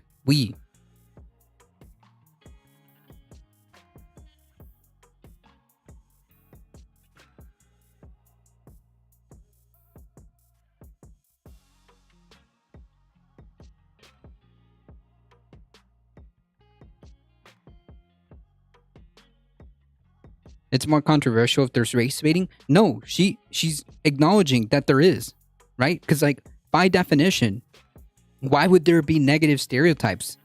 Why would you, as a person of color, doing the precise right amount of work, right? You're doing your job. You're doing what you're getting paid to do. Nothing more and nothing less. Why would that have negative stereotypes? If not because of racism. That's what gets me.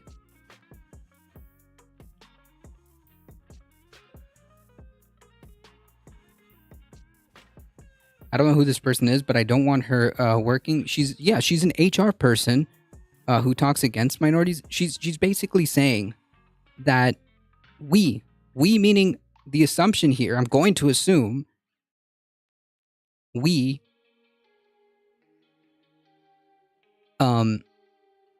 meaning people of color. Why would she say this? If not because there is racism going on. And then follow-up question, if it's true that she is a person of color, right? She's the one that's seeing this because she's a human she's the human resource manager. No, she's not the silent quitter. She's a human resource manager. She's the one that sees this stuff, right? Why are you calling out the whole silent quitter stuff? Why aren't you calling out the racism? That makes no sense. If this is true, if we means people of color, why aren't you calling that out when that's actually what's the problem here, right? Because if you're doing what you're being yeah, exactly, that she's saying that her job openly discriminates. There's racism going on here. Okay, whether or not she realizes this, whether or not she realizes this, well, she must, right? She's a human resource manager. That's the problem here. Either way, if you're managed by metrics, you probably don't make enough to matter on the ladder and can be easily replaced. I don't know what that has to do with the point.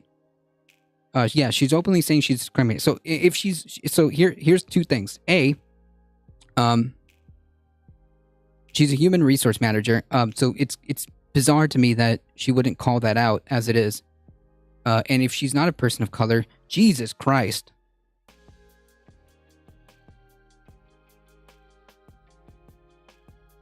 Because she's implicitly saying, look, it's going to look like we're doing less work, but if you're not, and if you're doing the job that you're getting paid for, nothing more, nothing less, as it should be, why would it look like you're doing less work? Why would there be negative stereotypes if not for racism? Where do you work that this is going on? And adding a performance standpoint, people of color can also experience stronger penalties. Why?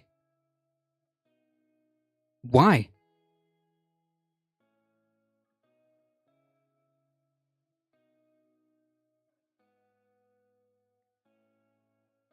Is she trying to scare people of color? Is that the gist here? Because I mean, she's a resource manager, so she's good. She's good.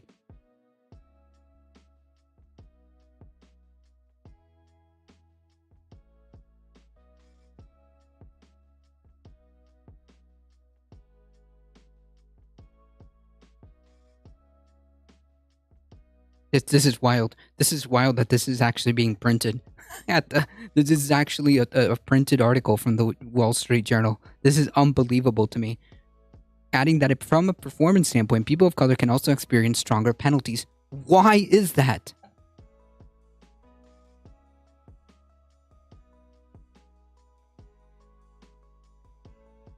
Please explain to me. Make it make sense.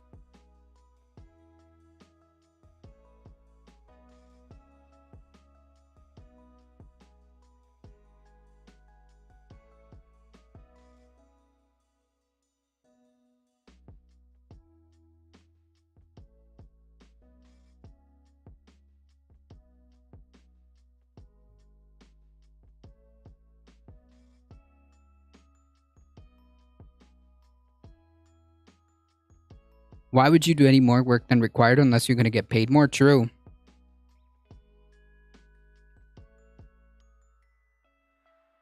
Maybe as an HR professional, she has more access to data and trends than, say, a Twitch streamer and made comments based on the experience. Yeah, that's not a good thing. That's a very damning thing. As a professional, as an HR professional, to say things like, quote, people of color can also experience stronger penalties. Yeah, that's not good. That's just solidifying from a professional standpoint that, like, racism is going on here. At her place, I guess.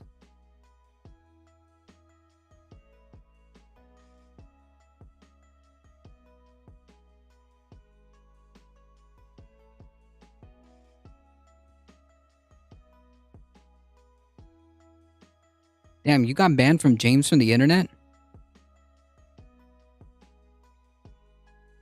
The hell did you do? Are we talking about the article subject or the one line that you're clinging on to about racism? What are you talking about? Oh, I see why. Alright, goodbye. Anyways. Because it's extremely important, okay? This entire article is supposed to be about, like, why you should kiss your boss's ass, right? That's the whole point, right? The whole point of this article is to be it has a classist undertone about kissing bosses' asses and why you shouldn't set strong boundaries between work and life, right? Why would you, as a worker who's getting paid X, do any more than what you're getting paid for? Why would you do that? Like, there's no reason to. If you're doing the work that you're getting paid for, that's it. That's the contract. And here we have a human resource manager who's openly saying, like, you shouldn't do that. You shouldn't set boundaries because you could experience backlash. Black women especially, like, tacitly, like, acknowledging, like, unless she's pointing that out and that's a bad thing. I'm trying to wrap my head around this. Unless she's pointing that out and saying that this is a bad thing. But then why is she saying, like, yeah, I don't advise you to do this? Because of, well, racism. That's what she's saying.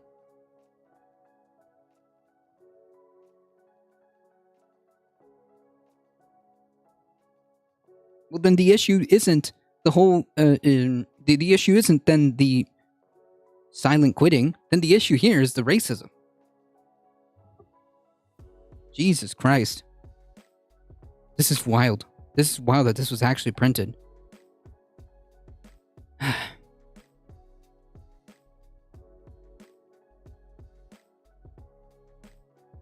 Because I'm trying to look at it from this point of view, okay?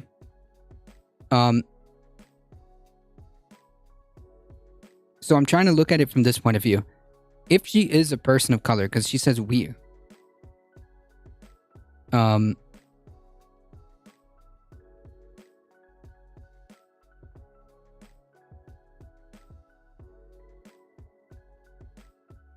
Then all she's doing is validating the problem that it's racism here.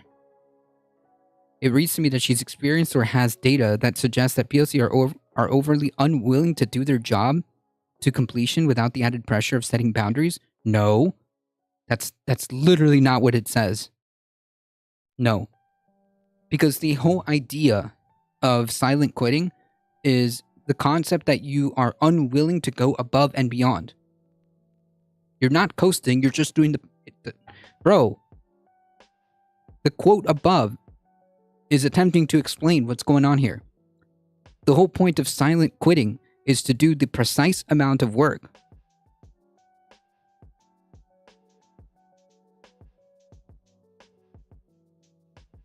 you extrapolated, for some weird reason, you extrapolated that POC are overly unwilling to do their job?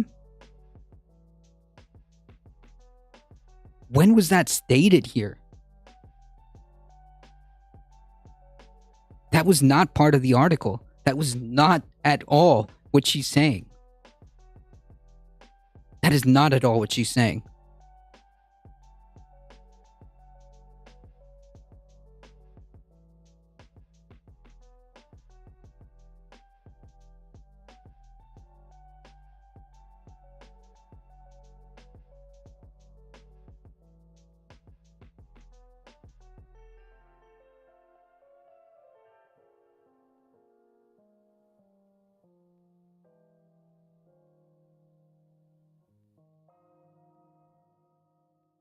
Well, write her a stern letter. I'm sure she's waiting with bated breath for your opinion on the quote.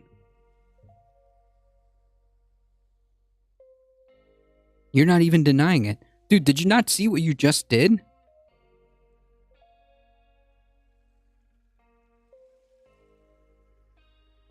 Jesus, it went right over your head, didn't it?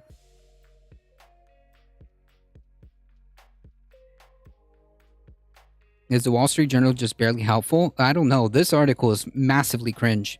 Massively cringe.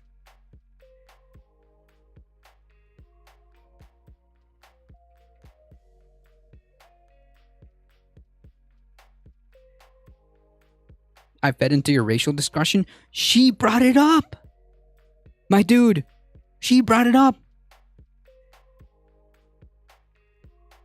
If this quote did not exist, it would be mostly a classist garbage piece. A classist hit piece against like workers trying to set boundaries. Trying to have a work-life balance. That's what this would have been. But like, she brought it up.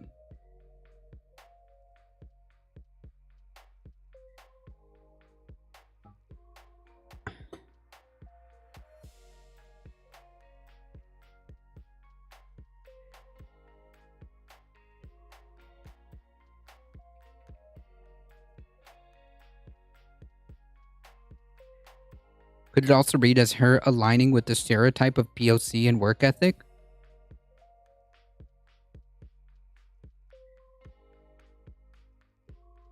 Could it also read as her aligning with the stereotype of POC and work ethic? Which would be she states a quote, negative stereotype, the racist stereotype that black people are lazy? Is that what you're gonna run with too? What?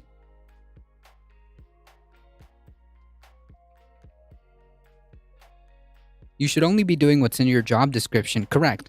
Right. Like, okay, so let's just step back a second, right? Let's just step back a second and assume that she is a person of color, right? To be quite honest, it doesn't really matter. It's the way this reads, okay? It's the way this reads and the message it sends, right? The message is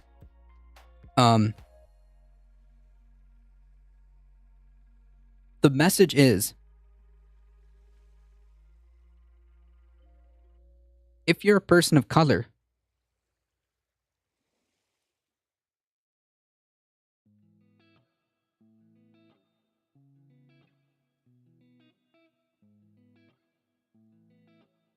I took 2 seconds and she is a POC. Yeah, okay.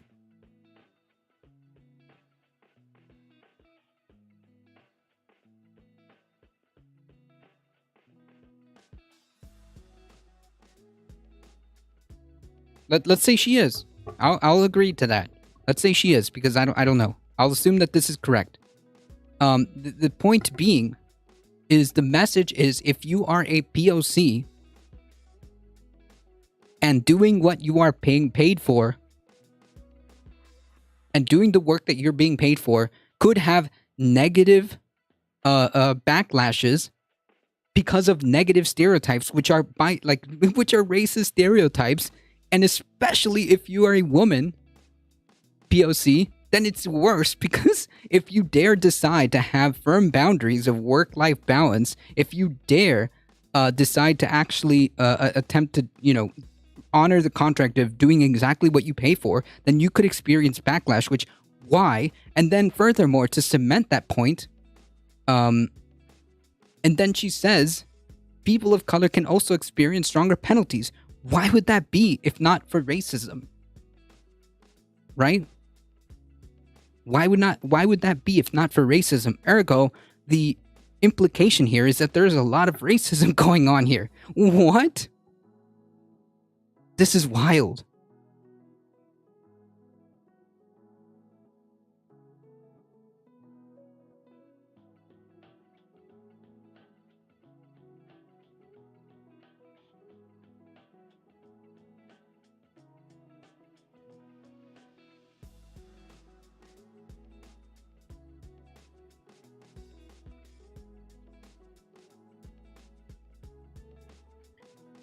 Racist, no. Prejudice, for sure. I mean, yeah, if you want to use that word.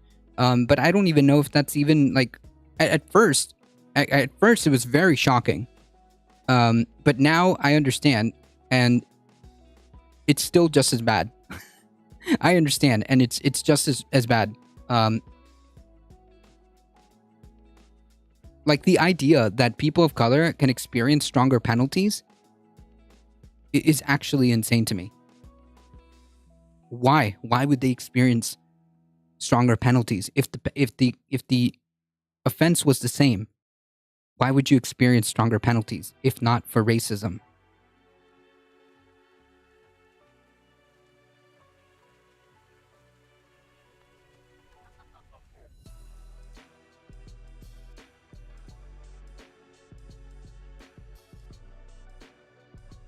Yeah, so you're admitting that there's like racism? That's not good. You need to kind of fix that. Get out there and experience it.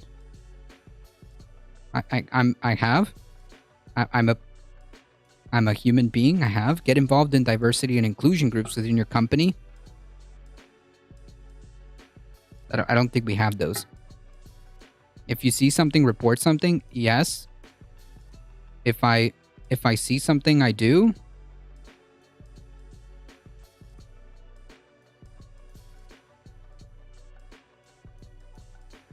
If you think for 1 second HR is there for you, you're sadly mistaken. I never said that. In fact, I've said quite the opposite. In previous streams, I've said that HR is not there for you. HR is there for the company. HR would rather fire you than deal with the problems at hand. Then why are you arguing with me?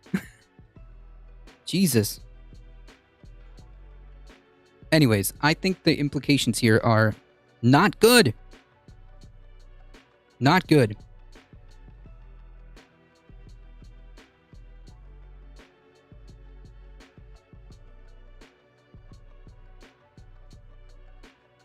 I can't believe the Wall Street Journal ran this. This is wild.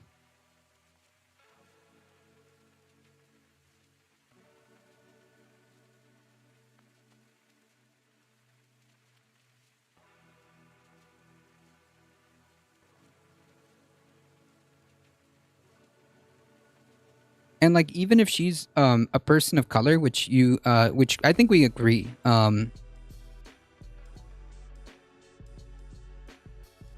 her message is to be quiet. Her message is to be quiet and take it.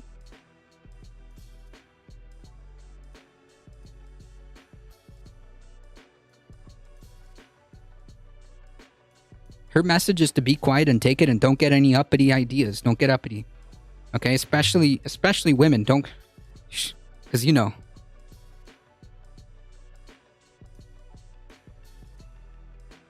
Jesus.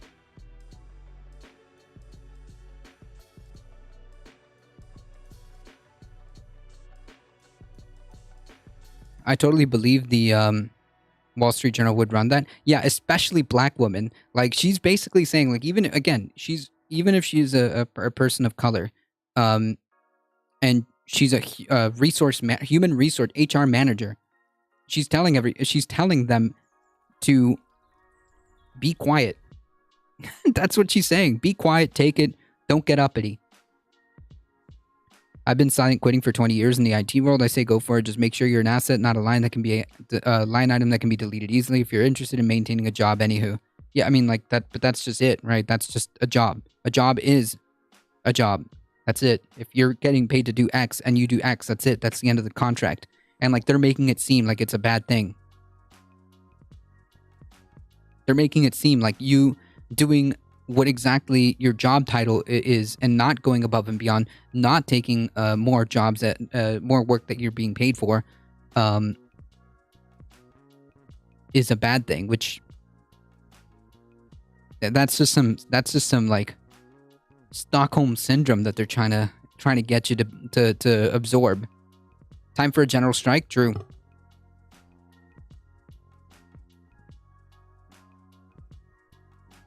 A job can lead to a career? Not always. The only difference is a betterment of yourself? Not really. Oftentimes, like, the best employees end up getting, like, pushed. And stunted on purpose because they're so good. And they become so good at what they do that oftentimes, instead of obviously...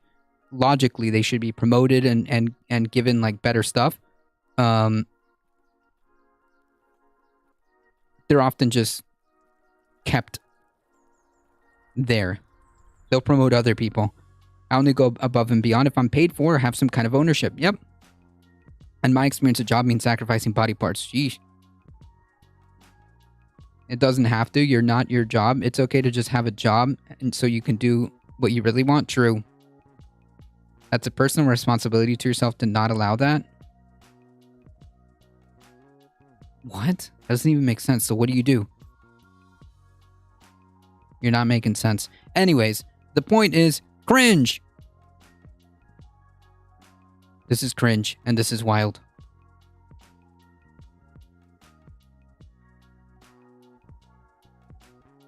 Don't be taken advantage of. Yeah, do what you're paid for and that's it. Ethan Graham Phillips, thank you for the follow. I appreciate that.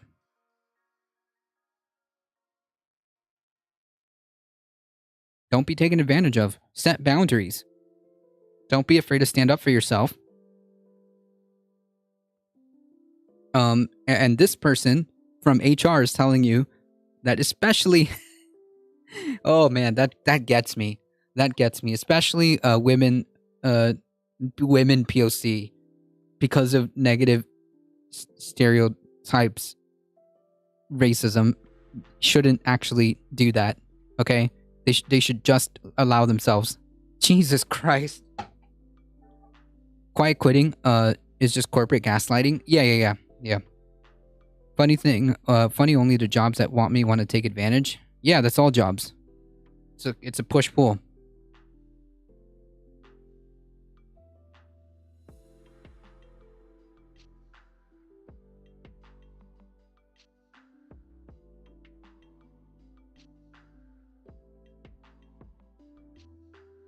That still gets me.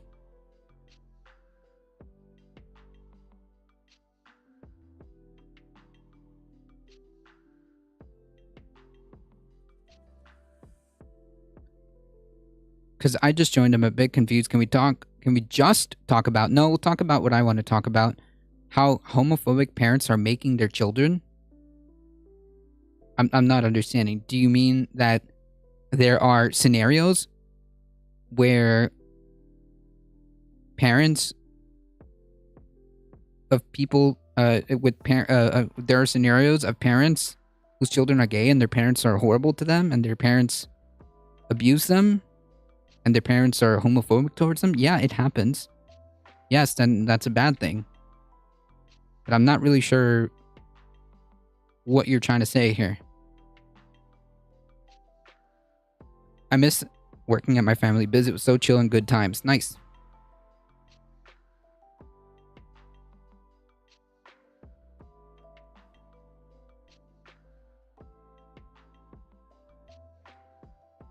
All right.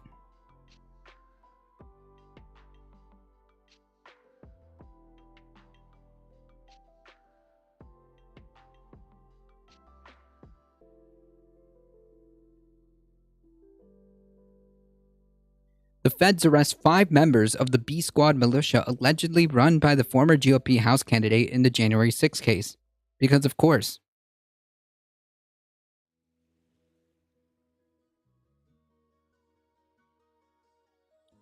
Federal authorities have arrested and charged 5 members of a militia alleged to be run by a former candidate for Congress, a Republican, in connection with the January 6 insurrection at the Capitol. A criminal complaint names only one of the 5 people who, according to court records, was arrested in Vermont in connection with the case. 4 of the people face a felony count of civil disorder of peace, while 2 face misdemeanor accounts. A Bond with the 100 biddies. Thank you so much. I appreciate that. The other men are John Edward Crowley, Jonathan Rockhold, and Tyler, I'm not even going to try to pronounce that, Benjamin Cole, a federal official, told NBC News. Crowley, Rockhold, and Bench, I don't know, were set to appear in federal court in the Middle District of Florida on Wednesday, while Cole was scheduled to appear in the Western District of Kentucky. The people referred themselves as the B Squad and were associated with the 3 Percenters movement. Authorities said in the criminal complaint they wore Guardians of Freedom patches.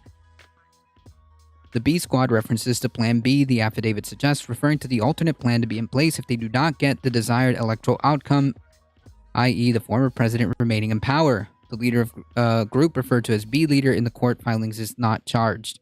Although the Department of Justice did not name B leader and included several screenshots from a video of him in the complaint, NBC News was able to identify B leaders Jeremy Liggett, a Florida man who ran in the Republican primary for the U.S. House this year based on social media posts, which included a copy of the video that the Justice Department used, which Liggett posted on social media. Yeah, drive from Florida to D.C. for an insurrection. Now that's dedication. Yeah, and these people are obviously not working class because they have the money to do this kind of stuff.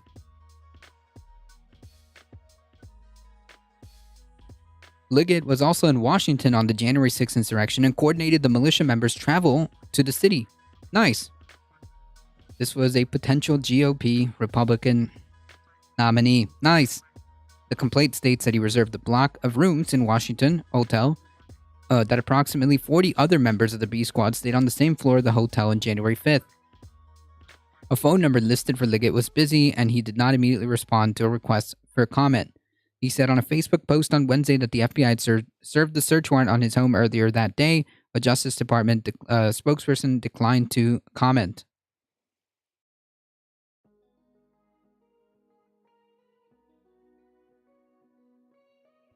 They didn't get escorted. I don't know if you saw the video, but okay. They didn't get escorted. They were pretty violent about it.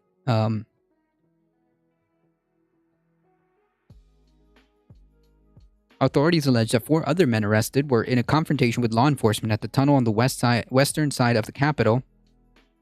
The video of police opening the gates? Yeah, you mean the video of the insurrectionists breaking windows, forcing themselves through several police lines before they were finally overwhelmed, so the police had no other choice? Yeah, I saw those videos. Yeah, I did.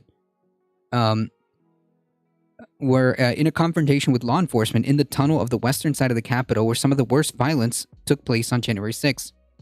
While inside the tunnel, Cole, Prelli, and Crowley confronted and assisted the crowd in confronting police officers that were preventing the tunnel. No, not really. Not really. And the Capitol from being breached. Specifically, while inside the tunnel, these folks added their force, momentum, and bodies and efforts to the other rioters in a heave-ho effort. Does that look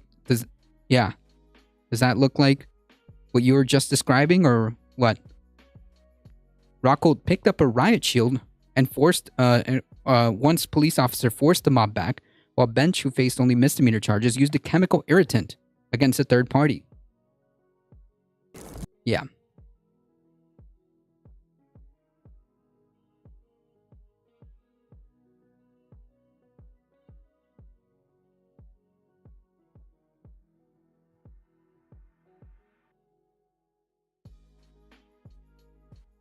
Well, I hope these people get, these domestic terrorists get what's coming to them. Not only that, it really shows to the character of the Republican Party, right? I mean, like that, these are their people. These are their people.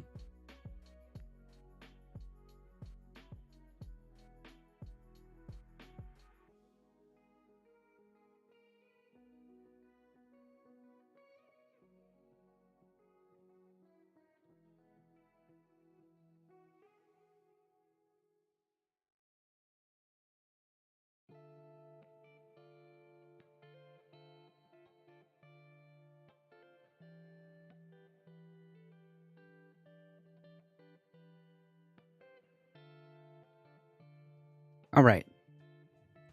Floridians charged over voting believe that they were eligible to vote. So, Ron DeSantis previously touted that, wow, and BLM terrorists and other Democrats people, not protesters, who did more damage? Who did more damage? What are you talking about?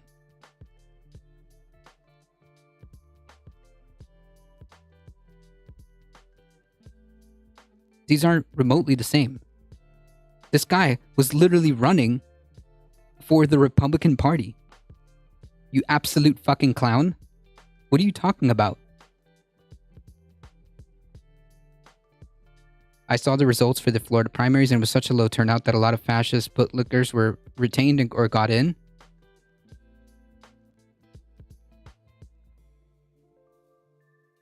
Don't try to whataboutism me.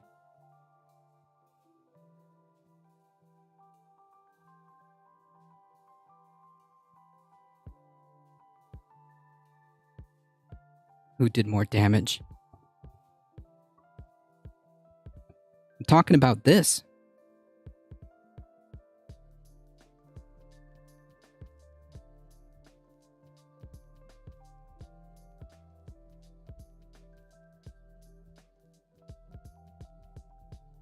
And furthermore,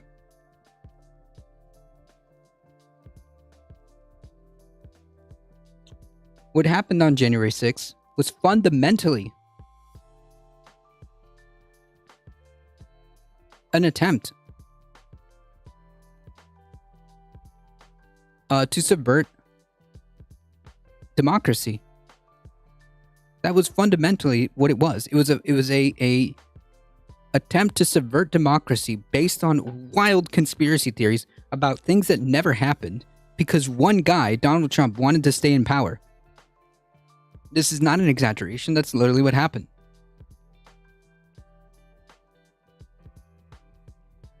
So A, don't try to whataboutism me.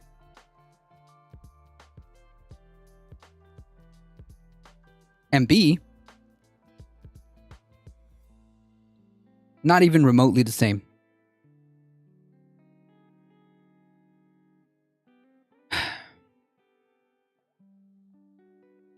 So, previously we did an article where, wow, Ron DeSantis touted so proudly that 20 people were found to do voter fraud, or who casted votes that they were ineligible to vote. And it turns out that a lot of them misunderstood or were told that they could by officials themselves. That they were eligible. And it turns out that they weren't, because Florida has such confusing processes on purpose that a lot of this was facilitated to. Several Floridians facing criminal voter fraud charges, loudly trumpeted by Governor DeSantis last week, believed that they were eligible to vote, and in some cases, they were advised by government officials that they could. Isn't that the point of a provisional ballot? You would assume. But Florida's rules, especially with the whole felons getting the right to vote back, it's so convoluted on purpose that mistakes like this are almost all but guaranteed.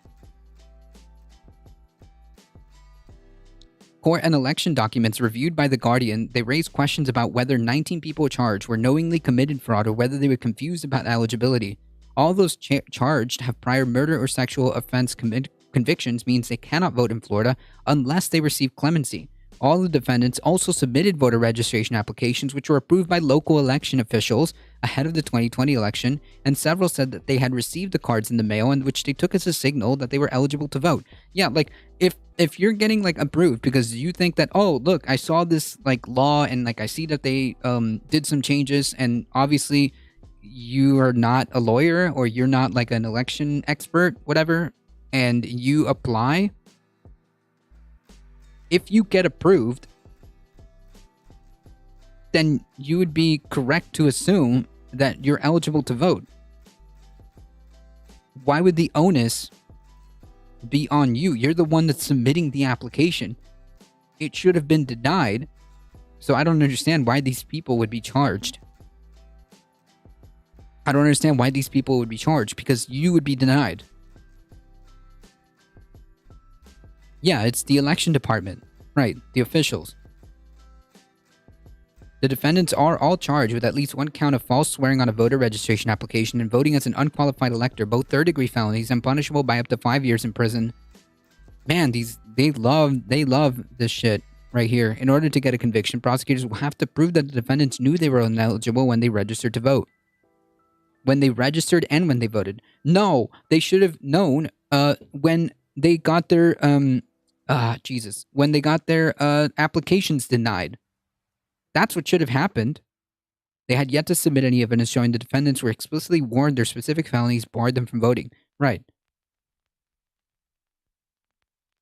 DeSantis announced the charges last week to signal the aggressiveness which a newly created office in Florida, the first of its kind in the country, will investigate and prosecute election fraud. The defendants said they would pay the price of the mistakes of the office, the mistakes of election officials, I guess.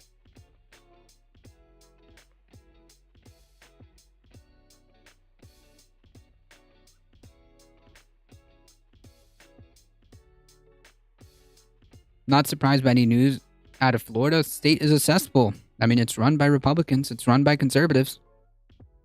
What else can you expect?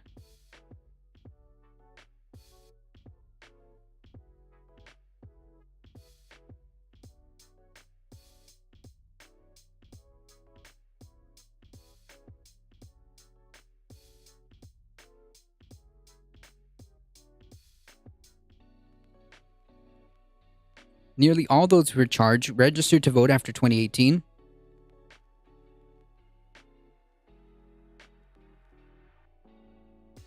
After 2018, when Florida voters passed a constitutional amendment that lifted Florida's lifetime voting ban for people with felony convictions. But the measure, called for Amendment 4, left those convicted of murder and sexual crimes permanently disenfranchised. After the amendment went into effect, Florida lawmakers passed a law that made it extremely difficult for people with felony convictions to figure out if they were eligible to vote. Plenty of Democrat-run cesspools out there as well. Not sure what you're talking about, my friend.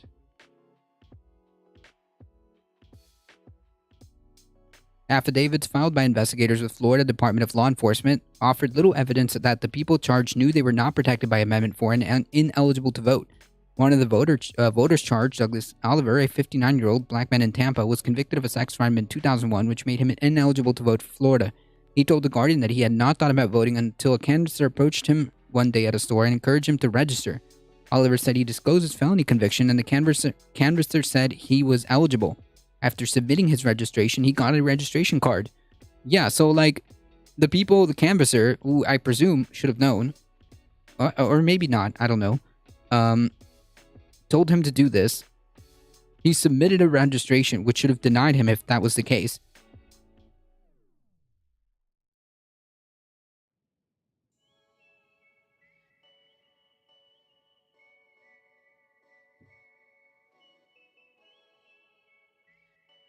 I will abide with everything that they do. I abide everything they tell me to do with dealing with my felony charge. I wouldn't have voted if they said, no, you can't vote. Yeah, they should have denied that application if that was the case. Jerry Kramer, a spokesperson for the Supervisor of Elections in Hillsborough, pointed to an online FAQ about Amendment 4, which she said the office used to respond to inquiries about voting and eligibility. She also noted that under Florida law, the Secretary of State's office was charged with reviewing voter eligibility and flagging ineligible voters, such as those with disqualifying felony convictions, for removal from the rolls. Right. Election departments do make mistakes. Yeah, and I don't think that they should now have to get another felony because somebody else made a mistake, right? The state first notified local election offices of Oliver's ineligibility on February 2nd of 2022. He was removed from the rolls April of this year. Oliver was handcuffed and arrested while taking out the trash one morning last week. He posted bail, at least set at $1,000, but now faces 2 new third-degree felony charges. The bail money was a stretch for Oliver, who is retired and lives on fixed income. He said he was looking for an attorney to help represent him. This is all performance act by the governor, Daniel Smith, a political science professor at the University of Florida who has studied felon voting rights in Florida. He's decided to continue to prey on the most vulnerable individuals of Florida. It's par for the course. Christopher Dana, one of the men charged, in Fort Lauderdale, told investigators he had filled out a voter registration form to see if his voting rights had been restored and voted after receiving his voter registration card in the mail. Another man in Palm Beach County told officials he had gone to a voter registration drive after learning felons could have their voting rights restored. Another person asked him questions and he filled out his voter registration form, which he signed but didn't read closely. He later told investigators he thought his voting rights had been restored. Another man in Delray Beach told investigators he might have been confused when he checked the box saying he was eligible. Eugene Suggs told investigators he thought he was eligible because he had been granted clemency in 1987. An investigator told him that a second-degree murder conviction in 1990 had caused him to lose his voting rights again. Another defendant, Leo Grant, also received clemency in 87 but lost his right to vote in 99 when he was convicted of second-degree lewd assault. During a voluntary interview outside a gas station, he told officers that he received something in the mail telling him he was eligible to vote. He told the Miami Herald he was confused as to how he committed fraud because he had not been asked about his prior conviction, a sexual offense, when he was registered. Two men in Miami-Dade County, both who have prior second-degree murder convictions, separately told investigators they had been registered to vote after being approached by voter advocate that they had signed their voter applications but had not filled them out. Generally, I think people do see registering to vote as basically asking for a determination of eligibility. That's how people perceive voter registration. They assume that if they're not eligible, they're going to be told so. Yeah, like, wait, yeah, that seems a pretty reasonable assumption. Like, why would you think otherwise? You have to be clear about this kind of stuff.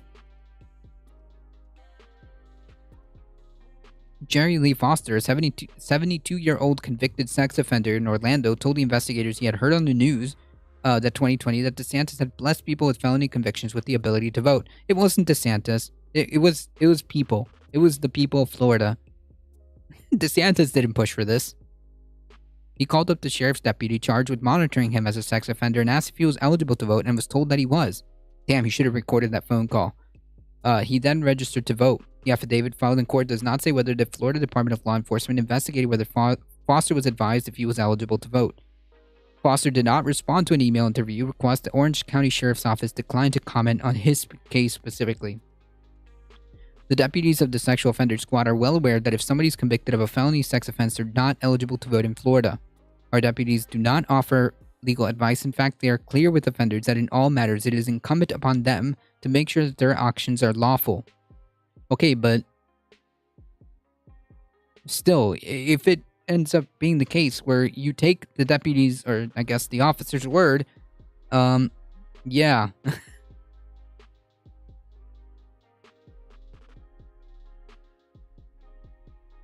Several of the voters charged weren't notified of their ineligibility until this year. It's not clear why the why the Florida Secretary of State office charged with reviewing voter eligibility failed to quickly flag and remove the voters with disqualifying felony convictions before the 2020 election.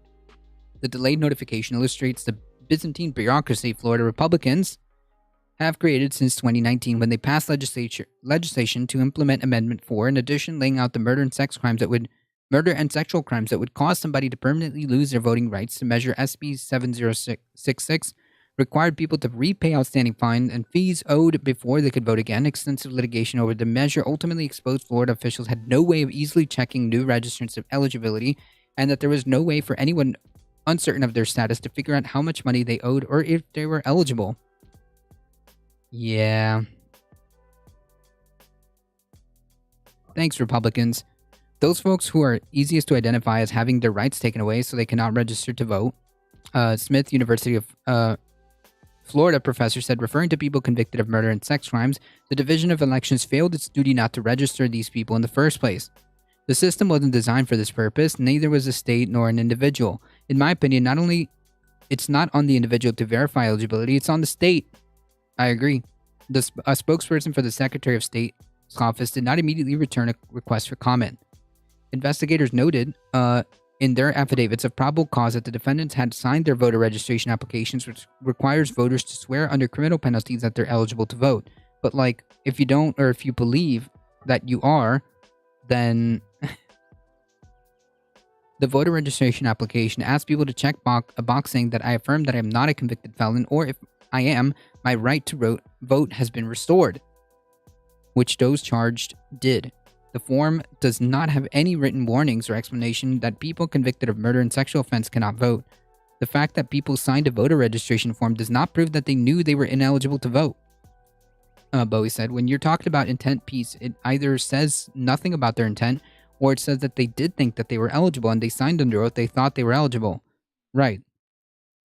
Sanford Blake, a retired judge from Miami, said that he thought prosecutors would have a hard time proving their case absent more information. The defendants knew they were ineligible to vote. He said the affidavits of probable cause filed in Florida courts this week probably included most of the evidence in this kind of case.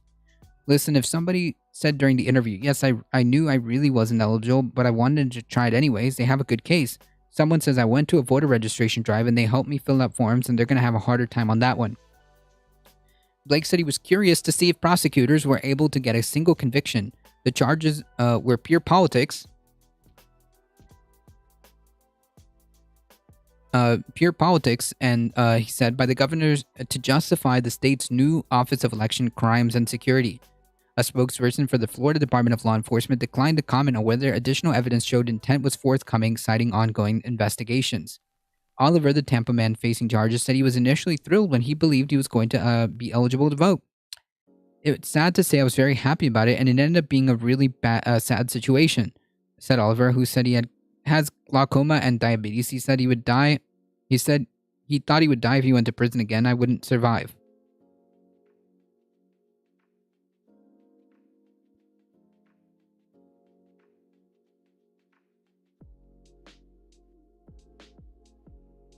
Florida's called a hot mess. Yeah.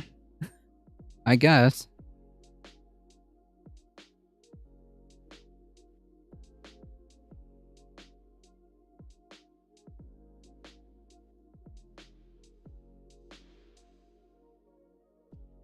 Archives say documents were not returned even though the White House counsel and Trump said Trump should hand them over. Great news in Tennessee today. Okay. What's up?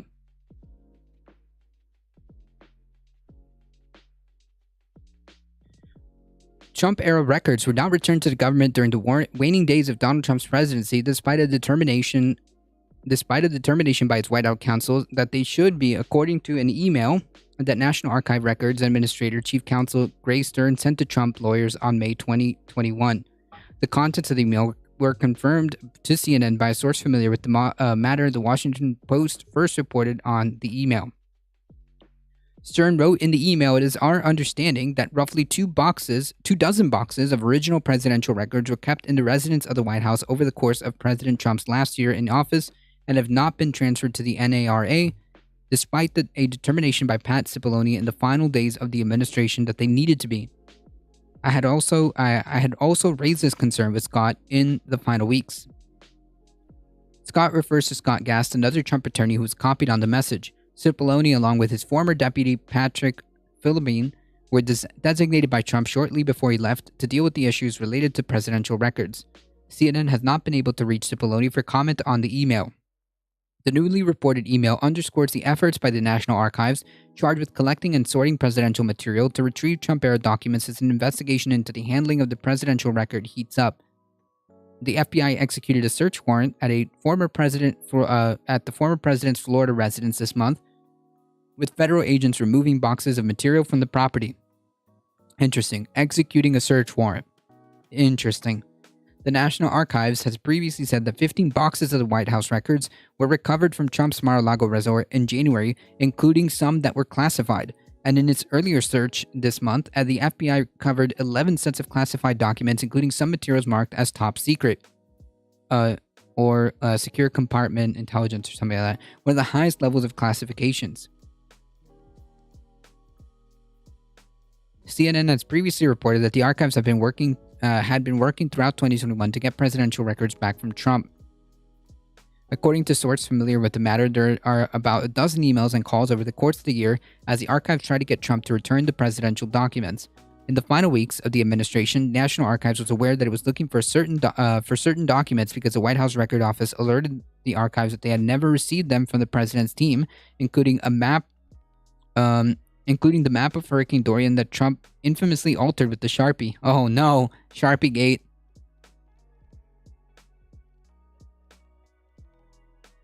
The letter from former President Barack Obama to Trump and the Kim Jong-un love letters. Oh Lord. The archives was aware that the White House record management had identified documents missing even before Trump left office. Furthermore, the archives was aware that of the 24 boxes in the residence even while Trump was in the office, but there was no inventory of documentation of what exactly was in those boxes. Shortly after Trump left office, the negotiations for return of the documents between archives and Trump's team began. According to a source familiar, there were repeated phone calls and communications trying to get the boxes back, but to no avail. Finally, in January of 2022, Trump agreed to return 15 boxes, not the 24 the archives were aware of, that were being kept at his residence in Mar-a-Lago. The boxes that the archives determined contained classified documents.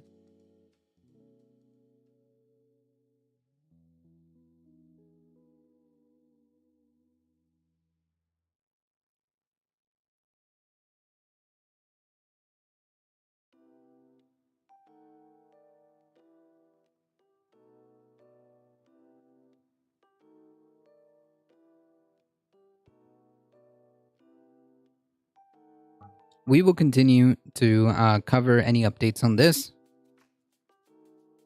on the investigations regarding the election in Georgia, and the January 6th insurrection investigation as well. Doesn't look good. Does not look good.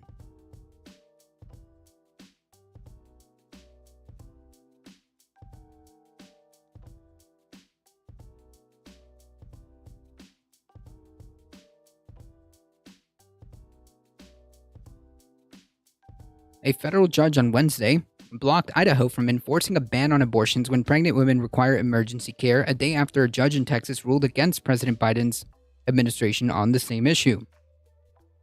The conflicting ruling came in two of the first lawsuits over Biden's attempt to keep abortion legal after the conservative majority of the U.S. Supreme Court overturned Roe v. Wade, that essentially guaranteed the access to this procedure nationwide. Legal experts say the dueling rulings in Idaho and Texas could, if held on appeal, force the Supreme Court to wade back into the debate.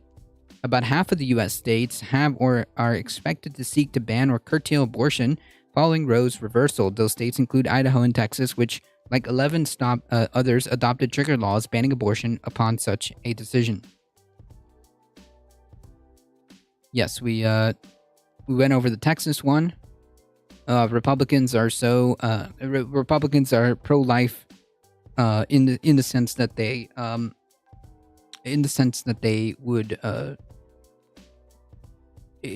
they're pro-life in prison. That's what their pro-life means.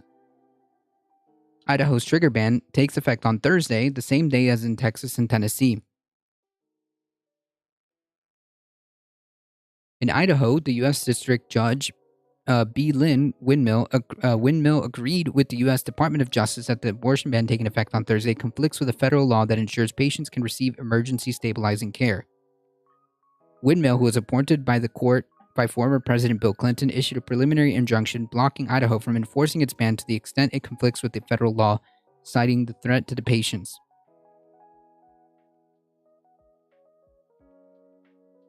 Elections have consequences, folks. Elections have consequences. One cannot imagine the anxiety and fear a pregnant woman will experience if her doctors feel hobbled by an Idaho law that does not allow them to provide medical care necessary to preserve her health and life. Right, but Republicans are not interested in that. The Justice Department has had... So does sex. I have no idea what that means. What's the relevance? The Justice Department has had the Federal Emergency Medical Treatment. The Labor Act requires abortion care in emergency situations. So does sex. What what is the relevance of that comment?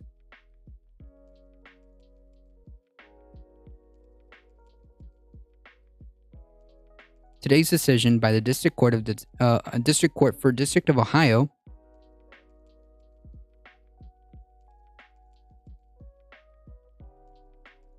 consequences? What are you talking about?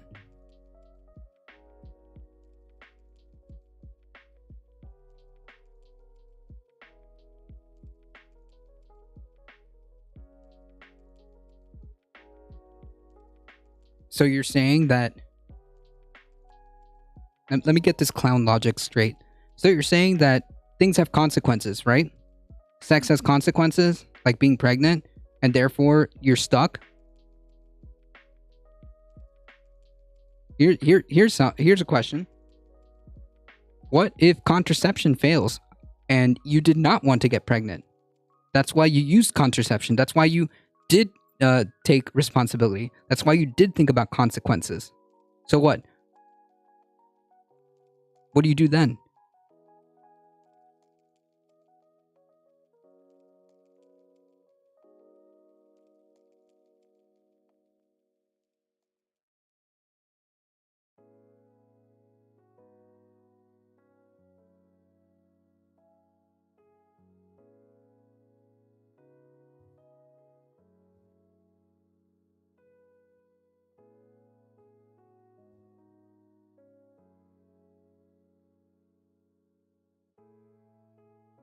Correct. So again, what was the relevance of that comment? You get an abortion. Next question. Right. So what was the relevance of the so does sex comment?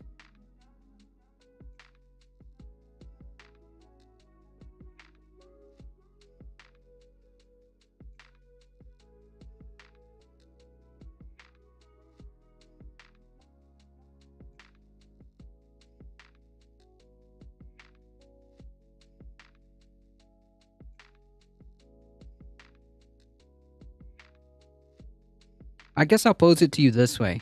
Do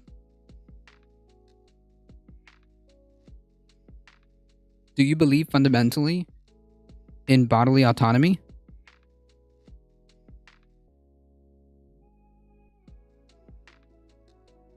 I was trying to add conversation to a studio reading while live on a streaming platform.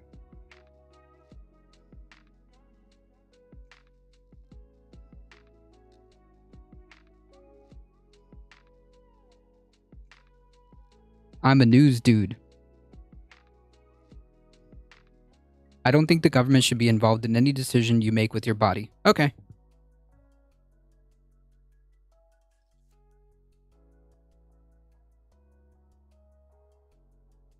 Today's decision by the District Court for District of Ohio ensure that women in the state of Idaho can obtain the emergency medical treatment which they are entitled to under the federal law.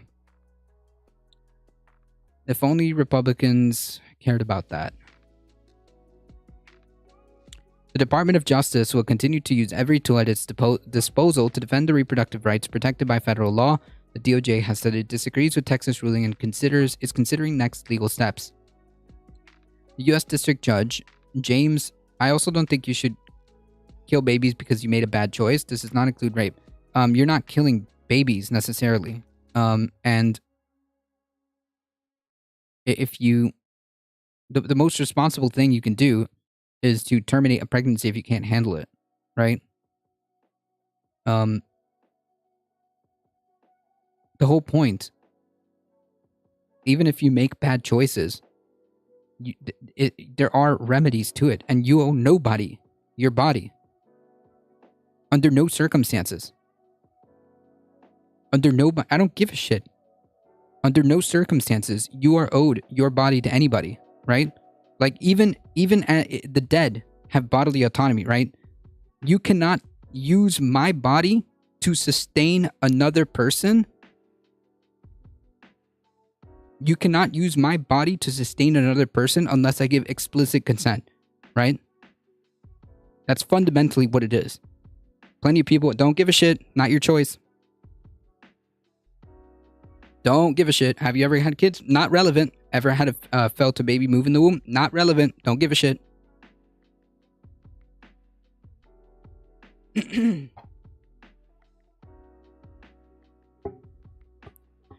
The abortion debate, fundamentally, I'm just saying their options, don't give a shit, is about bodily autonomy.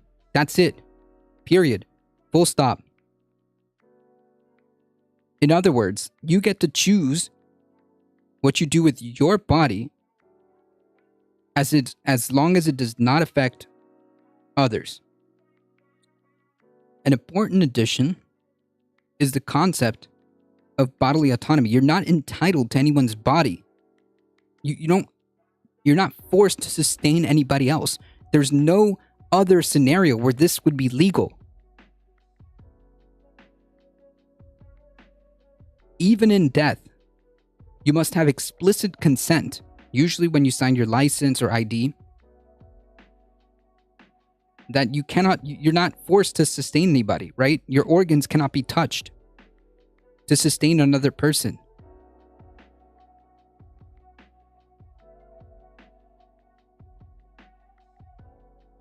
Yeah, but you're saying shit like killing kids, killing babies. That's not how this works. That is a massive, massive misrepresentation of what actually happens, right? You're not literally killing babies. You know that, right? You're being disingenuous when you say comments like, I don't think you should kill babies because you made a bad choice, right? You're being heavily disingenuous. And I don't like that shit.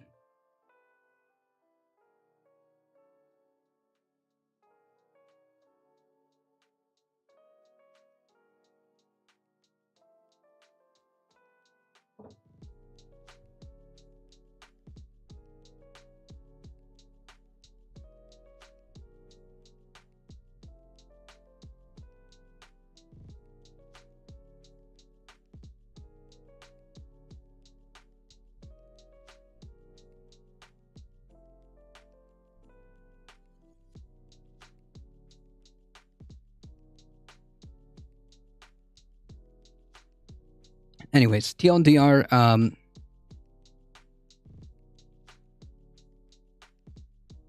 elections have consequences. Elections have consequences.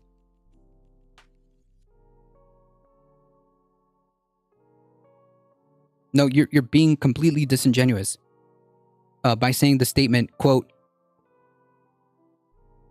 I also don't think you should kill babies. That is disingenuous, and you know that. Just don't believe in abortion if there's options. Good thing it's not your choice. I know it's not allowed in your narrative to have a different opinion on something. I can see your temperature rising and we'll move on. It's because you're being disingenuous. That's the problem, okay? If you're gonna have a conversation, you can't talk to people like that, okay? You can't say to somebody with a straight face, be like, yeah, I don't think you should kill babies. And then expect them to take you seriously. Do you understand? You can't come at somebody by saying like, yeah, it's your choice, but I don't believe that you're killing babies. I don't believe in killing babies. You're not. I don't think you should kill babies. Yes, that is a disingenuous statement because you know that they are not actually babies. A baby, the implication is that there's some type of like person there, which there isn't, right? Which there isn't. Especially the overwhelming majority of abortions are done in the first trimester.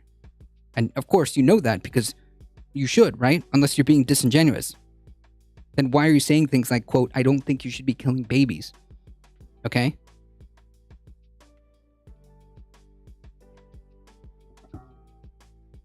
If you have some type of religious bullshit that's clogging your brain cells in there, some religious morality that's clogging the gray matter in there, I mean, that's on you. So if you baked a cake and had it in the oven and I took it out and slammed it on the floor, did I destroy your cake? What is the relevance of this? Again, you are forcing down my throat.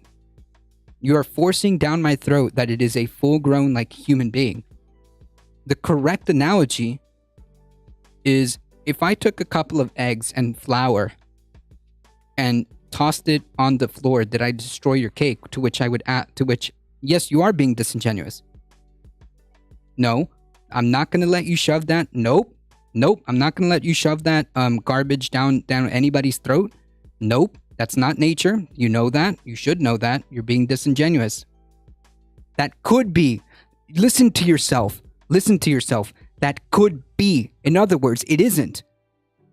Listen to yourself.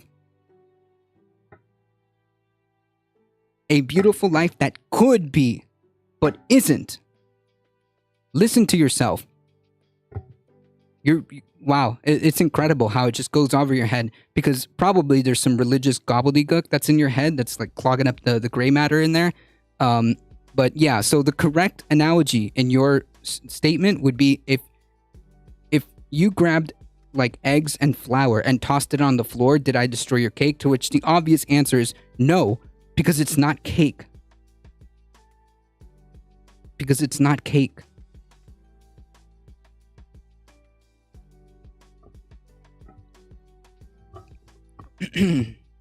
A beautiful life that could be. In other words, it's not. And everyone else wants to have a family. Let them help them financially. Yeah, but conservatives won't do that either.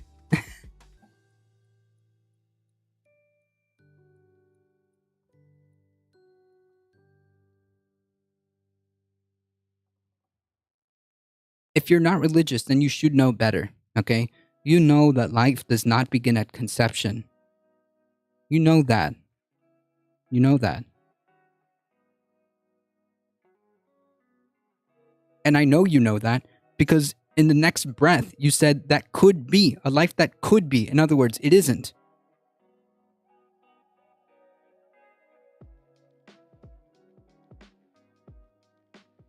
You can't hold these two beliefs at the same time, okay? You cannot simultaneously tell me it is a baby and then tell me it is a life that could be. Could, meaning it isn't. You can't simultaneously hold these two things. All right? One of them's got to give. Either you're lying to me and you're being disingenuous, or you have absolutely no idea what you're talking about.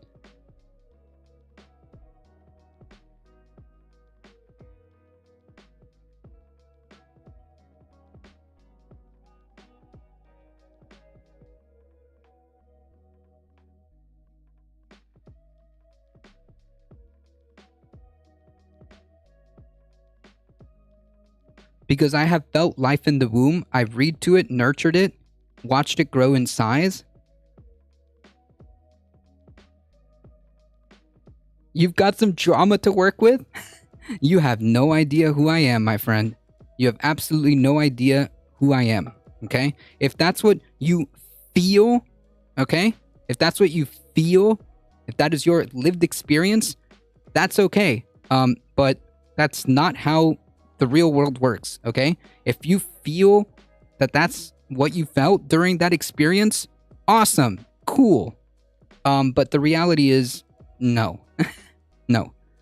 You contradict yourself in the same breath. In the same breath, you're calling things like a clump of cells babies. And then simultaneously say a life that could be. Makes no damn sense.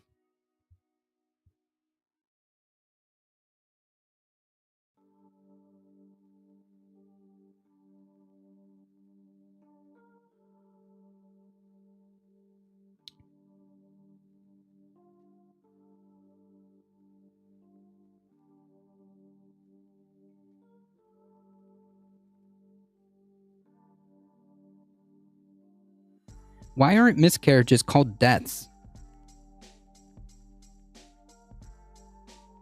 Most of the time, miscarriages aren't even seen.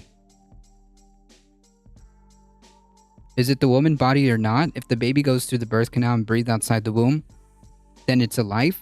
yeah, I mean, if it can sustain itself, usually, like, if you want to talk about like more like philosophy,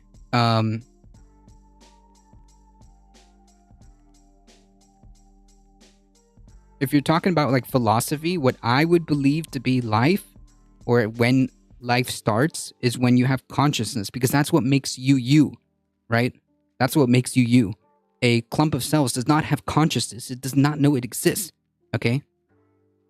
It has nothing. It has nothing. I hope you and someday your partner can experience a child. Nah, thanks. I'm good. Why would I want that? It's a fantastic and wonderful experience. Maybe for you. And that's great. I've lived a charmed life doing epic shit. I wish nothing but that for you. Yeah, but the problem I'm having here is that you're shoving this idea down people's throats, and like, again, it's kind of messed up to lie and say that something like a clump of cells that was, conceived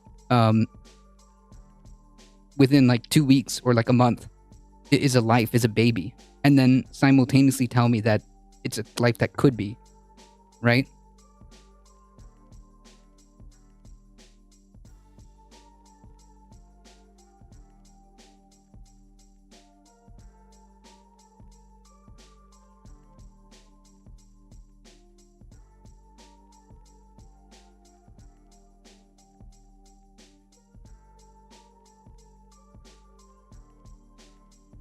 The difference is you're making strong statements. The difference is you're making strong statements when they're not true. It isn't a baby when you have, when it's first conceived, right? You're making statements that just aren't true. It's not even considered a baby, like not even biologically, right? It would be a zygote. That's not a baby. That's not a baby, okay?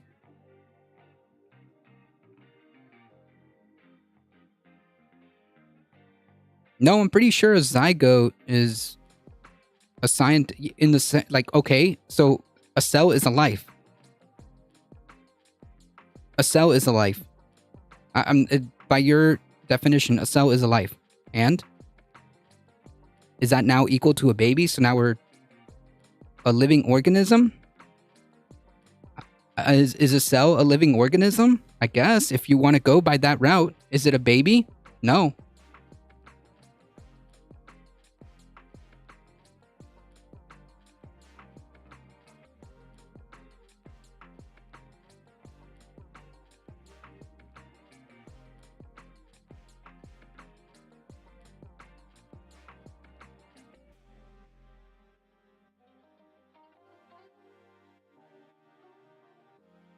Even then, a living organism,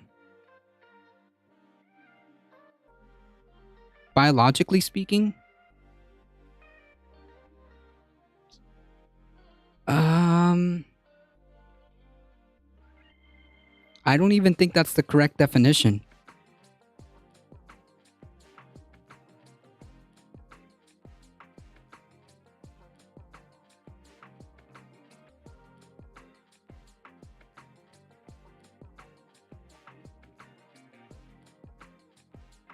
Well, actually, maybe. Maybe you could say it's like a living organism, a zygote.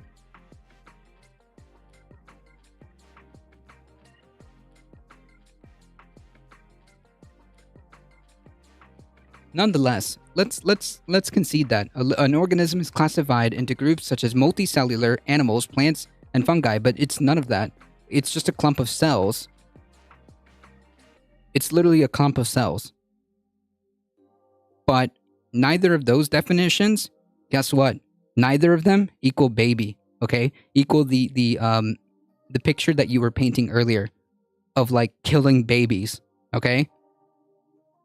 You see why I think that you're being a little bit disingenuous?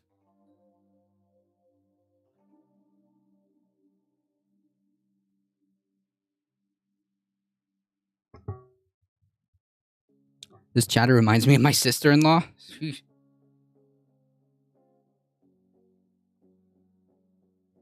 None of those equal baby, okay? None of those equal baby.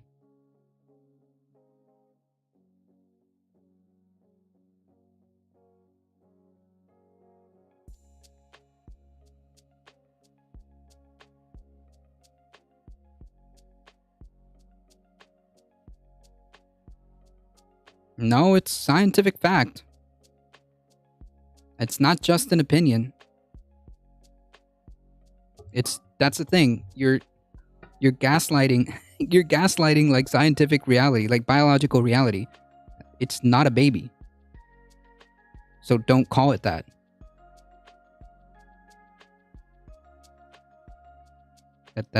It's not just my opinion.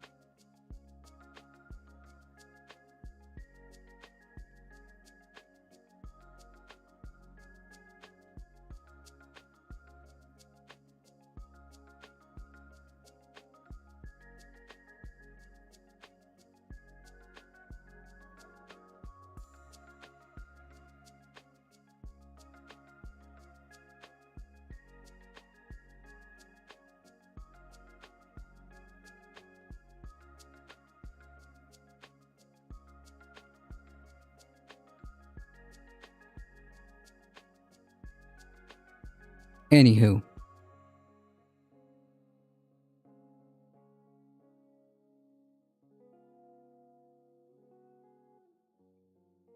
This is a good thing. And elections matter. Elections have consequences, folks. That's the takeaway. Elections have consequences.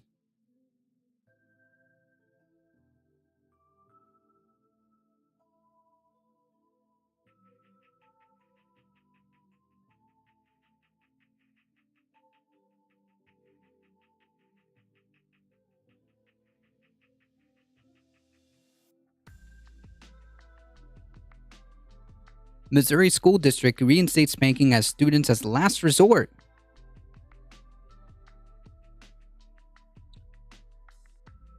A Missouri school district has decided to reinstate corporal punishment in its classrooms, allowing students to be punished with a paddle under a new policy.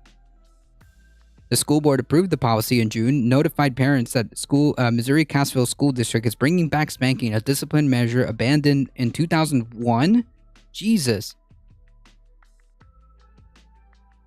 The change to reinstate spanking came after a survey sent to parents last year revealed that they wanted additional discipline, and it was one of their major concerns. The complaints that we have heard from some of our parents is that they don't want their students suspended. They want other options, and this is just another option that we could use. What? That's not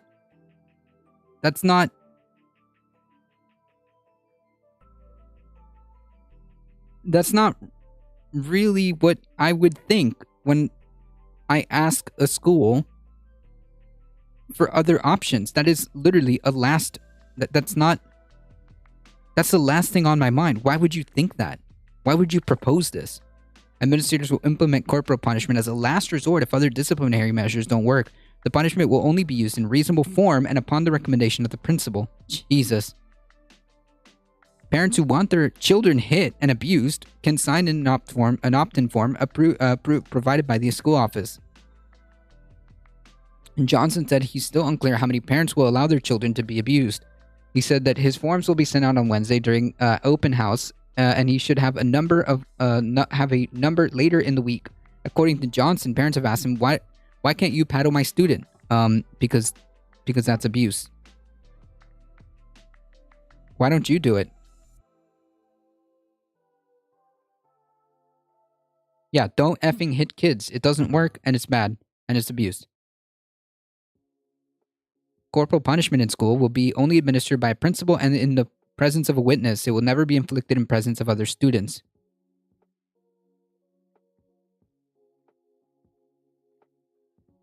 Jesus. The U.S. Supreme Court ruled that corporal punishment in schools was constitutional and left it up to the states to decide to enforce it. Currently, there are 19 states across the U.S. where corporal punishment is still allowed. Jesus, I thought this was like 2022, not like the Middle Ages. Holy yikes. The majority of states that permit it are in the South, of course, because, well, that's conservative ideology, I guess. Of course, the majority of it would be in the South. Holy yikes. Well, I learned that in 2022, apparently, that's still a thing. I thought it was done and over with. Wow.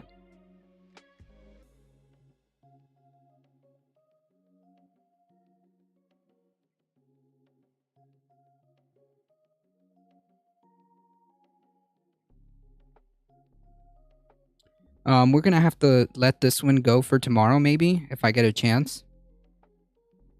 It's pretty much piggybacking off the Trump criminal investigation.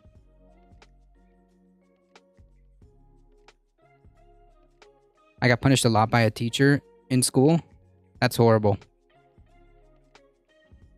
Alright, we got this last thing to go through, and I think we're good. How much does plastic demand contribute to global oil demand? And where will North America's first freshwater wind farm be located? Welcome to the Climate Recap from the Beckosphere Climate Corner, your go-to place for international and US-based climate news. I'm Becky Hoke, a climate communicator. Today is Tuesday, August 23rd. Let's jump right into today's news.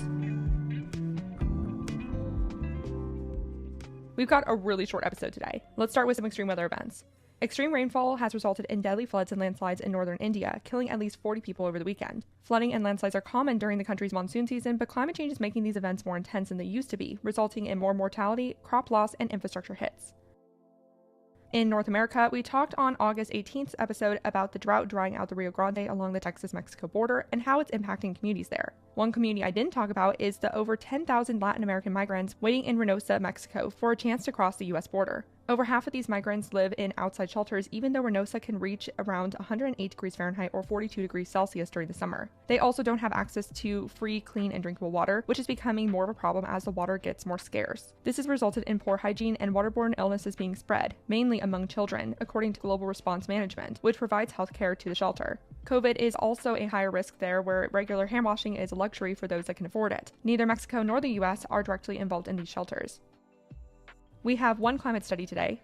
Bloomberg NEF, the research arm of the media empire, broke down how plastic will continue the lifespan of oil if not quenched. I actually did a whole video on this, which you can find a link for in the description box below. Basically, if we continue using plastic like business as usual, plastic consumption will increase by 90% from now until 2050 and will represent a fifth of oil demand by mid-century. Expansion of the petrochemical industry is mainly taking place in Asia, particularly China, followed by the Middle East. Asia is expected to represent 60% of the increase in oil-derived plastic demand by 2050. Recycled plastics and bioplastics still only make up less than 10% of plastics used, and the recycling rate has recently flattened as more people are learning that recycled items really aren't being reused.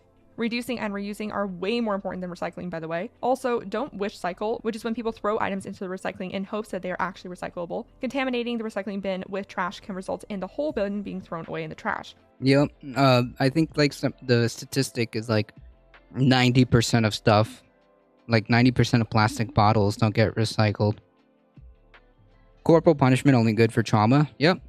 It's abuse. At least in the US. So it's better to assume trash unless you know it's recyclable. Items contaminated with food or things like paper towels are not recyclable and can clog up machinery. Check online to see which types of plastic can be recycled in your area because everywhere is different. Recycled plastic types are indicated via a number in the middle of the triangle, which is totally greenwashing to look like a recycling sign. Wow, that was a rant. Anyways, our recycling industry is not great in the US and it's heavily reliant on people doing the right thing. Other countries have better recycling programs, but still plastic items are not really designed to be recyclable. They usually have many different types of plastics or other materials combined. Yeah, and it's generally on purpose. I mean, like most of the stuff you see is like new, okay? The plastic producers lied. Yeah, they lied. They're not recycling anything. They're making new ones because it's cheaper. Together. Still, Bloomberg NEF's analysis says 35% of plastic demand could be met by recycled materials by 2050, which would avoid 4.1 million barrels of oil a day. The researchers' model of a circulatory economy, which would involve an acceleration of recycling, lower consumption of single-use plastics, and an increased use of bio-based feedstocks, could lead to a further 7.7 million barrels of oil from being used each day, which would represent a 43% drop in plastic-based oil demand. Under these conditions, this kind of oil demand would peak by 2043 instead of continuing to climb. BNEF says that as much as $759 billion in additional capital expenditure is needed from now until 2050 to decarbonize this sector. Okay, time for a climate victory. North America's first freshwater wind farm has been given the go-ahead by the Ohio Supreme Court to be built on the windy Lake Erie. The 20.7 megawatt icebreaker Lake Erie test project faced legal hurdles after residents claimed the Public Utility Commission of Ohio had not done adequate environmental assessments on how the project would impact bird and bat populations. The court determined that the commission had done due diligence in determining that the project would not cause any major environmental impact. The 6-turbine farm was originally given $40 million to be constructed back in 2016, so this was a long time coming. The turbines will be located 10 miles off of Cleveland, and if the project goes well, it might be expanded upon. Offshore wind is a great source of clean, stable energy because wind continuously flows over water bodies. Let's finish off today's episode with a developing news story. Germany Chancellor Scholz is over in Canada to discuss Canada building a new liquefied natural gas terminal to help Germany cope with Russian fuel loss. A pipeline would run under the Atlantic Ocean. Ahead of the meeting, Canada's natural resource minister said he was interested in persuading Scholz to instead invest in a green hydrogen pipeline, arguing that the global shift away from fossil fuels would mean the lifespan of an LNG terminal would be too short to make economic sense. When I read this on my Twitch stream yesterday morning, I was planning on putting this in the climate victory section because it showed a potential mindset shift. But yesterday, Canada President Trudeau called the LNG terminal idea doable, but offered no timeline. How exactly a terminal which takes several years to build is realistically supposed to help Germany and the rest of Europe slash reliance on fossil fuels by 2/3 by the end of this year is unclear. Canada doesn't currently have any control. Yeah, that's the problem. That no one seems to ask. Plenty of data out there about wind farms' adverse effect on nature. I'm not sure about that. Generally speaking, renewables like wind don't have that much of an impact regarding like nature. And the alternative, of course, is fossil fuels. So export facilities because most of its demand comes from the US. We'll have to keep an eye on this arrangement. The Intergovernmental Panel on Climate Change and the International Energy Agency both say we shouldn't build any more major fossil fuel projects if we want to keep warming around 1.5 degrees Celsius above pre-industrial levels. And that was your short climate recap for Tuesday, August 23rd. If you like the work I do, please follow this podcast, give it a 5-star rating, leave a review, and consider checking out the Beckosphere Climate Corner YouTube channel. Remember to talk about the climate crisis every single day and to support your local news organizations. Bye for now.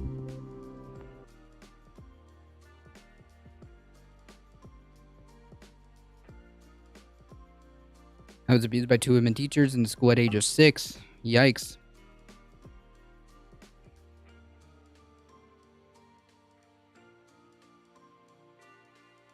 Not good.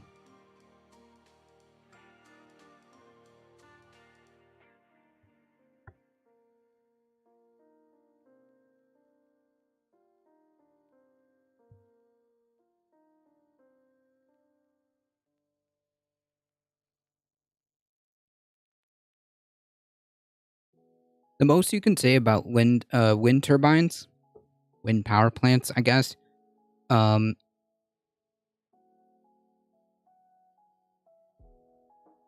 depending on how and where, they can impact local wildlife. I mean, yeah, but I think they're still farther, way more superior than fossil fuels. And cheap. They're cheaper than fossil fuels. Especially offshore wind that's floating, like in the more deeper areas, much better. Much less effect.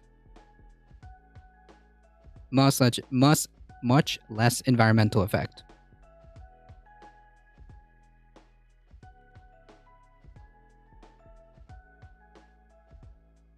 And the exhausting of mined minerals to build the batteries, yes, to which we can set up a closed loop system. And once that happens, the environmental impact will be a lot less. So yeah, there's some cost upfront. Yes, there's cost upfront until you build a closed loop system for recycling and reusing batteries. I'm finally catching your stream. Well, you're catching the end of it. I appreciate that you made it, though.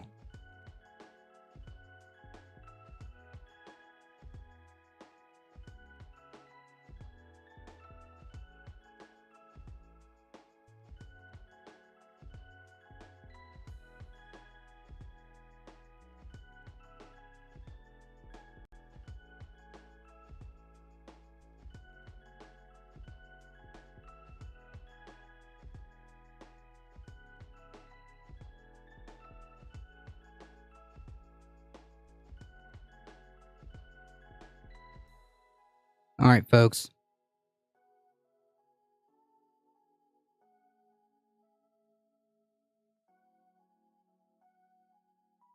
Better late than never. True. That is very true.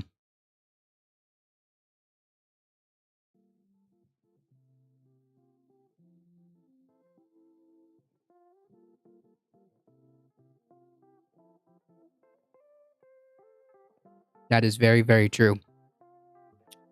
So, we talked about Texas. Later, ADT. Enjoy your evening. Good conversation. Appreciate you stopping by. Thank you. Thank you. We went over Texas law, essentially making abortion providers eligible for life in prison. We went over, I think, another update on the whole criminal investigation into Donald Trump. We also went into an article in which the FBI arrested 5 3-percenters who are led by a Republican former candidate that were also in the January 6th thing. So that's cool. Essentially 5 domestic terrorists.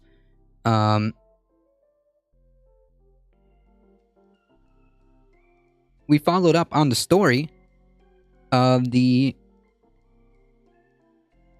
19 or 20 folks that Ron DeSantis was making such a big deal about, that he made these arrests, or his agency that he created made these arrests. It turns out that a lot of those people actually didn't know or weren't properly told that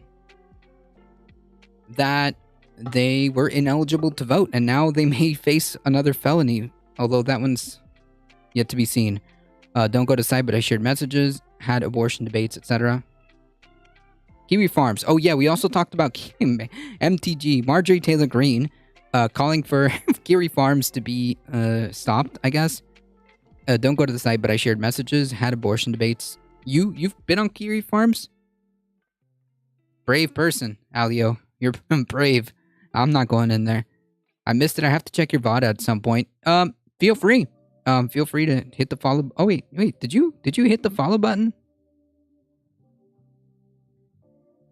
Yeah, you came in yesterday. That's right. You came in yesterday with the raid. I remember you.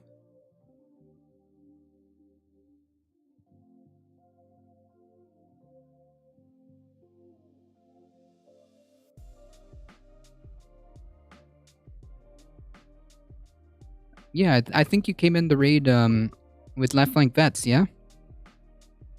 I had to see it once, but only because they had a page about Mike from... Still not worth it to stay. No, I'm deathly afraid. By myself, I think? Really? Oh, I must be mistaken. Glad to be here. Well, I'm glad you're here.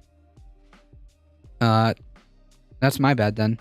Yeah, no, I'm deathly afraid of, like, going on Kiwi Farms. No way. I have not. Nope. Will not go on it. Nope. You're braver than I am, A-Bond and Alio, because I'm not going in. I'm not touching that.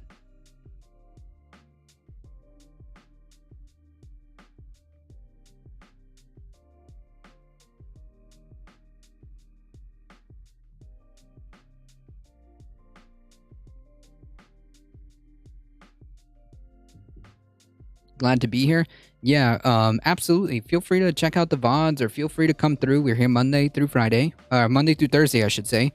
5 p.m. Eastern Time. We do the news, we do the politics. Sunday, we are just hanging out with the co-host about noon Eastern time. Just about. But yeah, I'm way past the time over here.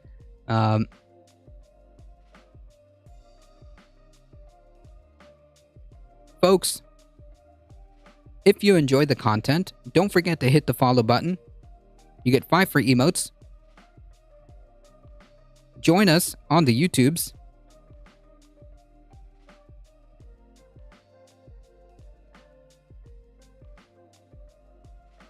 Join us on the Discord to keep up with the channel. Abortion debates are the worst. It's such a personal choice and people are very quick to judge. Yeah, like, that's pretty much my position. Like, I'll check your VOD. I think we have a big time difference. Big time. Okay, yeah. That's okay. But yeah, like, I think that, like, my general position is yeah, it's pro-choice, meaning you can choose. But, like, don't tell me, or don't try to tell me, don't try to tell me, like, things like, oh, you know, you're just killing babies. Okay? That's not gonna fly with me. That's not gonna fly with me. Like, people have lived experiences, and, like, the people, you know, like, the person who came on, have had lived experiences that they thought were wonderful, right? It's like the best thing that ever happened to them. It's like a miracle. It's the best thing that ever happened to them. They wouldn't want it any other way, and so on and so forth, which is, like, fine. Okay? I don't think anybody's arguing against that. The issue is when you start making, like, statements like that, that's when, like, you know, there's some kind of, like, there's a connotation behind, there's a connotation behind the saying statements, like, whether you realize it or not, or maybe that's not even your intent, but, like, there's connotations behind, like, statements like, you're killing babies, or what? It's situational for sure, yeah, but, like, if you yourself want a child, and you yourself had a child in the, you know, you're grown and you've had a child, and that's the best experience that you've ever had, great. I don't think anybody is arguing against that. I'm terrified of kiwi farms, same. Listen, after I started looking at the videos of what they, like, did to cat foals, and stuff like that, and, like, after I started digging into it, and they've harassed, doxed, like, people, especially minorities, and especially, like, trans people, and I think they even led to the suicide of, like, a couple of people. Yeah, I am not. Nope, no thank you. Kiwi Farms is a cesspool that really should be shut down. Kiwi Farms should not exist. That's just my opinion.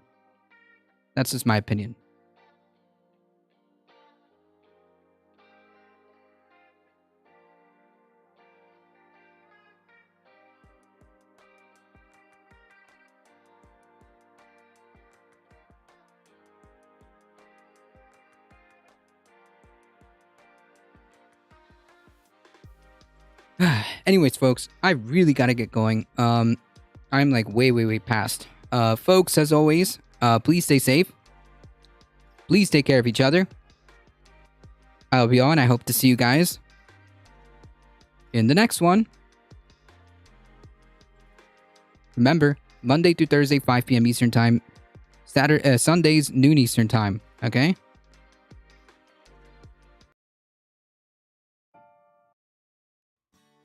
I'll have to look that up. Yeah. I think, like, if you look up Keffels' YouTube channel, she made a post about it, about what happened to her, and how she continues to be doxxed, or attempted to be doxxed again and again from Kiwi Farms. Yeah, it's a cesspool.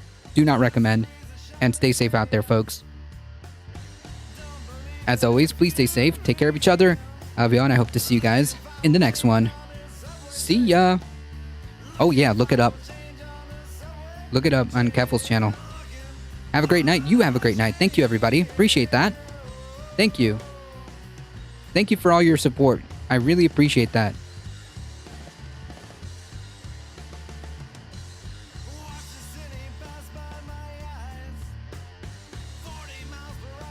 Laters. All right, folks, we're heading out in 5, 4, 3, 2, 1. See ya.